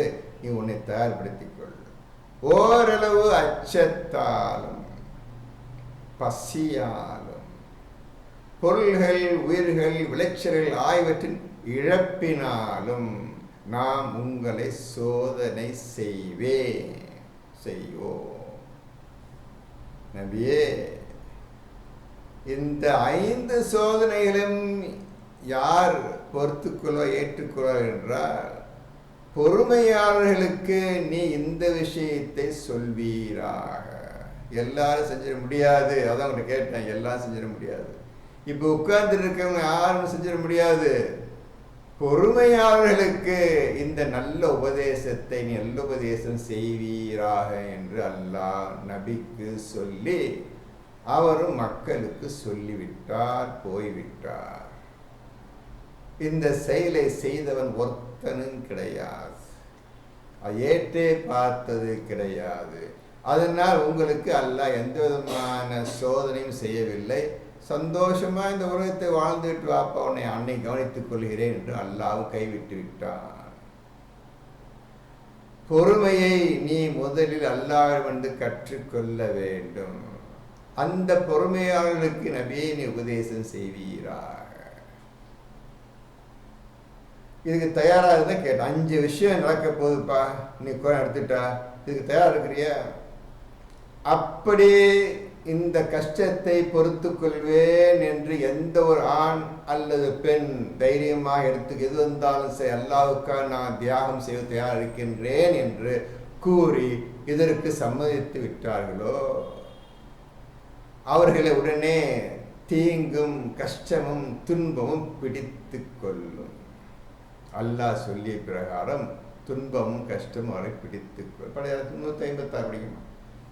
அவர்களுக்கு துன்பம் ஏற்படும் போது நிச்சயமாக நாம் அல்லாஹ்வுக்கே உரியவர்கள், நிச்சயமாக நாம் அவனிடமே திரும்பி செல்வோம் என்று கூறுவார்கள். இப்படிப்பட்டவர்களை பற்றி அல்லாஹ் சொல்லுகின்றான். இந்த மாதிரி கஷ்டமும் துன்பமும் அவரை பிடிக்கும் பொழுது, 155 பிரகாரம் துன்பமும் கஷ்டமும் பிடிக்கும் பொழுது அவர் சொல்லுவார்கள், நாங்கள் அல்லாஹ்வுக்காக இந்த உலகத்தில் இருக்கின்றோம், நாங்கள் இறந்து விட்டால் நிச்சயமா அல்லாஹ்விடத்திலே செல்வோம் என்று கூறுவார்கள். அல்லாஹ் இவர்கள் நம்பிக்கை வச்சு பேசுகிறான்.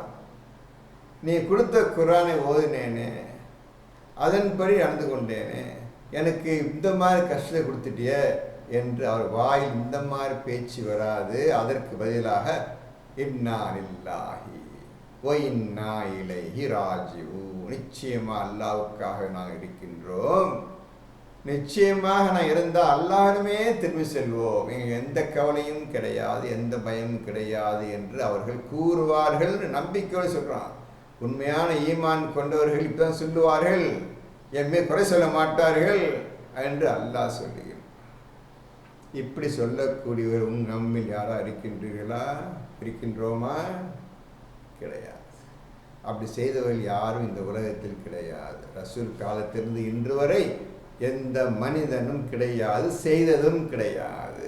இப்படிதான் நம்முடைய இஸ்லாமிய வாழ்க்கை போய்கொண்டிருக்கிறது. நாம் சொல்லும் இஸ்லாம் தான், அல்லாஹ் சொல்லுகிற இஸ்லாம் வேற, நம்ம சொல்லுகின்ற இஸ்லாம் வேற. இதான் இப்போ போயிட்டு இருக்குது. இப்போ இப்படி சொன்னதுனால் அவன் உயிரை வாங்கிவிட மாட்டான், மேலும் கஷ்டத்தை கொடுத்துட மாட்டான். இப்போ அல்லாஹ்வுடைய பதில், அல்லாஹ் ரியாக்ஷன் வேகமாக வருது. இத்தகையோர் மீது 157 படிங்க. இத்தகையோர் மீது தான் அவர்களுடைய இறைவனின் செலவாத்தும். கொஞ்சம் பார்த்தீங்களா? எப்போ செலவா தருங்கன்னு பார்த்துருங்கம்மா. இப்போ ஃபரிதாம்மா பார்த்துக்க கேட்டீங்க, நசீர் கேட்டீங்க, எப்போ இறங்க பார்த்துக்கோங்க. இத்தகையோர் மீது தான் அல்லாஹ்வுடைய ஸலவாத்து இறங்குகின்றது. ஆனால் உயிரை வாங்கிடல, நான் அல்லாவுக்காக இருக்கிறோம். அல்லாவோட போய் செய்ய சொன்னாங்களே தவிர நீ என்ன சொல்கிறான்னு நான் பார்த்துட்டு இருந்தான். நீ என்ன சொல்லுகின்றாய், அதான் நல்லா பார்க்கலாம். இந்த 3 விஷயங்கள் சொன்ன நிச்சயமாக நாம் இருக்க பொறுமையாளராகவே கண்டோம், சிறந்த இபாதத்து செய்தவர்களாக கண்டோம். அதுக்கப்புறம் நம்மையே நோக்கியவராக கண்டது. 3 விஷயத்தை அடைஞ்சாதான் உனக்கு சொர்க்கம் என்று ஏற்கனவே உங்களுக்கு சொல்லியிருந்தேன். இந்த 3 விஷயத்தை அத்துப்படியாக இருந்தவர் மட்டும்தான் நான் உனக்காகவே இந்த உலகத்தில் இருக்கின்றேன், நான் இறந்தால் உங்ககிட்ட தான் வருவேன் என்று கூறுவார்கள். நல்லா புரிஞ்சுக்கிறேங்க. இப்படி சொன்னதுனால் நான் உயிரை வாங்கினது கிடையாது. இப்பொழுதுதான் அல்லாவுடைய ரியாக்ஷன், அல்லாவுடைய பதில் வருகின்ற, வேகமாக வருகின்ற. இப்பேற்பட்டவர்கள் தான் யாரு இந்த மாதிரி 155 பிரகாரம் கஷ்டத்தை அல்லாவுக்காக பொறுத்து கொண்டு அந்த கஷ்டத்தில் இவ்வாறு சொல்லுகின்றார்களே, இந்த மக்கள் மீது அல்லாவுடைய ஸலவாத்தும் நற்கிருபையும் உண்டாகும். அல்லாவுடைய ரஹமத், அல்லாவுடைய ஸலவாத் இறங்குகின்றது. இப்போது அந்த மனிதனுக்கு தெரியும் ஸலவாத்து என்றால் என்ன, அல்லாவுடைய ரஹமத் என்றால் என்ன. இந்த 2 விஷயத்தை இப்பொழுது அந்த மனிதன் கற்றுக்கொள்கின்றான், பார்த்து கொள்கின்றான், உணர்ந்து கொள்கின்றான். இதுதான் விஷயம் தான் ரஹமத். தான் ரஹமத்தின் பெயரா? இப்பொழுதுதான் ரஹமத். நீங்கள் ரஹமத் ரஹமத் ரஹமத் பேசுறீங்களே, இப்போ தான் அந்த மனிதன், அந்த பர்டிகுலர் மனிதன் இப்போ தான் பார்க்குறான் ரஹமத்துன்னா இதுவா, ரஹமத்து அப்பா, ஸலவாத்துனா இதுவா, இதை பேணி காக்கிறது தான் முக்கியமான கடமை என்று செகண்ட் உணர்ந்துக்குருவான். இதை பத்திரமா பேணி காத்துக்கணுப்பா இந்த ஸலவாத்தை. என்னம்மா புரியுதாம்மா, புரியுதா? இப்போ எப்போ ஸலவாத்து கிடைக்குது, அவன் எப்படியா பேணி காத்துக்குவான் அவனுக்கு மட்டும் தான் தெரியும், உங்களுக்கோ எனக்கோ தெரியாது. அதையும் புரிஞ்சுக்கணும்.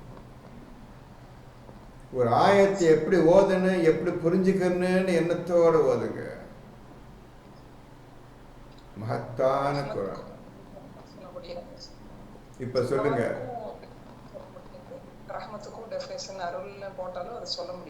சொல்ல யார் கிடைக்குதோ அவனுக்கு தான் ரஹமத்து அர்த்தம். இங்க பாரு ரஹமத்து அது சொல்லிட்டு இருக்காதீங்க, ஒன்றும் தெரியாது, அர்த்தம் தெரியாம சும்மா ரஹமத்து அமைச்சிட்டு இருக்க.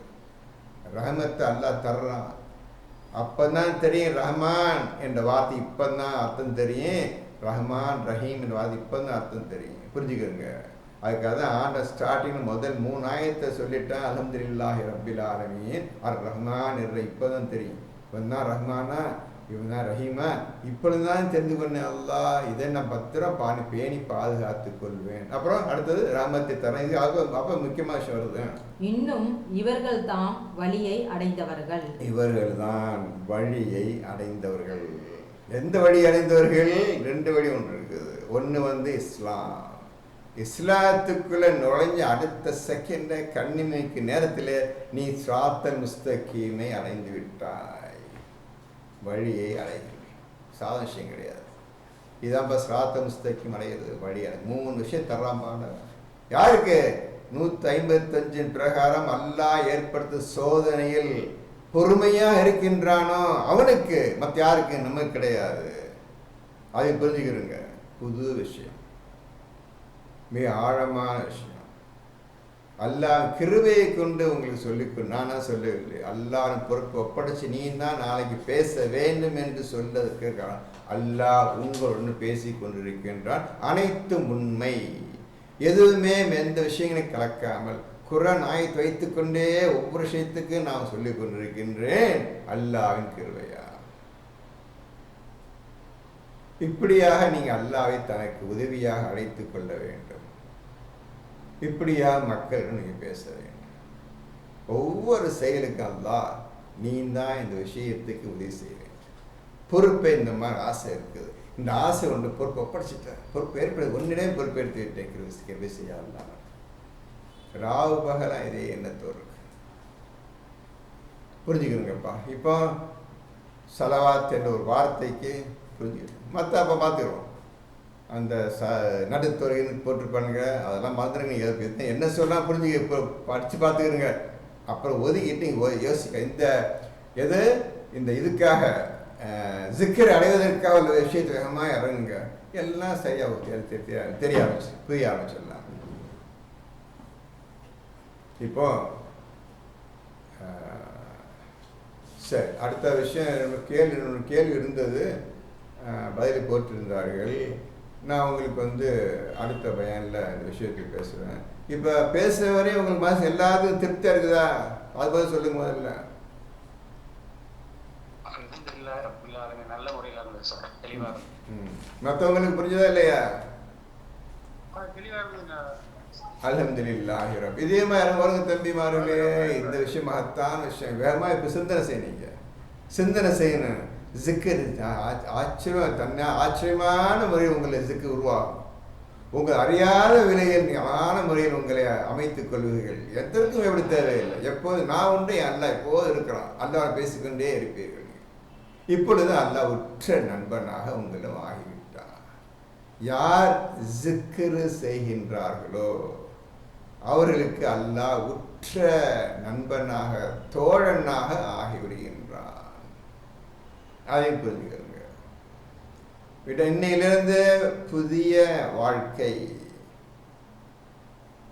இஸ்லாம் அல்லாஹ் என்ன சொல்லுகின்றானோ அதை நோக்கி இன்று முதல் உங்களுடைய பயணம் ஆரம்பம் ஆகின்றது.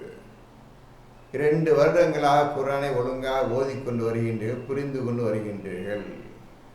இப்பொழுது ஒவ்வொரு விஷயமாக உங்களுக்கு திருத்தி புரியும்படி சொல்லப்படுகின்றது. இறைவனுடைய கிருபையால் இறைவன் தான் இப்பொழுது உங்களுடன் பேசுகிறானே தவிர நான் பேசவில்லை. என்னால் பிதைமாறு பேச முடியாது, அல்லாஹ் மட்டும் நான் பேச முடியும். அதையும் சொல்லிவிடுகிறேன். நண்பனாக்கி கொள்ளுங்க அவனை. உங்களுக்கு எல்லாம் புரிந்து விட்டது. இனி பயமே இல்லை, கவலையும் இல்லை. யார்கிட்ட போய் எந்த உதவியும் கேட்க தேவையே இல்லை. யார் நினைக்க கூட தேவையில்லை. அல்லாவையே நினைத்து கொண்டிருக்கும் பொழுது எப்படி நீங்கள் ஷிர்க்கு கூட்டமோ, முனாஃபிக்கின் கூட்டமோ, காஃபிர் கூட்டம் போய் பேசுவீர்கள், நண்பனாக்கிக் கொள்வீர்கள்? புரிந்து கொள்ளுங்கள். உங்களை நீங்கள் அழுக்காக்கி கொள்ளாதீர்கள். எப்போது தூய்மை வைத்துக் கொள்ளுங்கள், தூய்மை வைத்துக் கொள்ளுங்கள். ஃபசாது பேசுகிறவன், ஊர் புறம் பேசுகிறவன், குர்ஆன் விரோதம் பேசுகிறவன், இவனோட விட்டு தூரமாக போய்கொண்டே இருங்கள். போயிட்டே போய் துஷ்டனை கண்டால் தூர விலகுன்னு சொல்கிறான்ல, போய்கிட்டே இருக்கணும். விட்டு போயிட்டு கண்ணிலே பற்றக்கூடாது. இந்த மாதிரி உங்கள் வாழ்க்கை தரத்தை அமைத்துக்கொள். அல்லாஹ் கிருபையால் பேசினில்லாஹி அல்ஹம்துலில்லாஹி ரப்பில் ஆலமீன். அடுத்த பயானில் பார்ப்போம். ஹஸ்புனல்லாஹ்.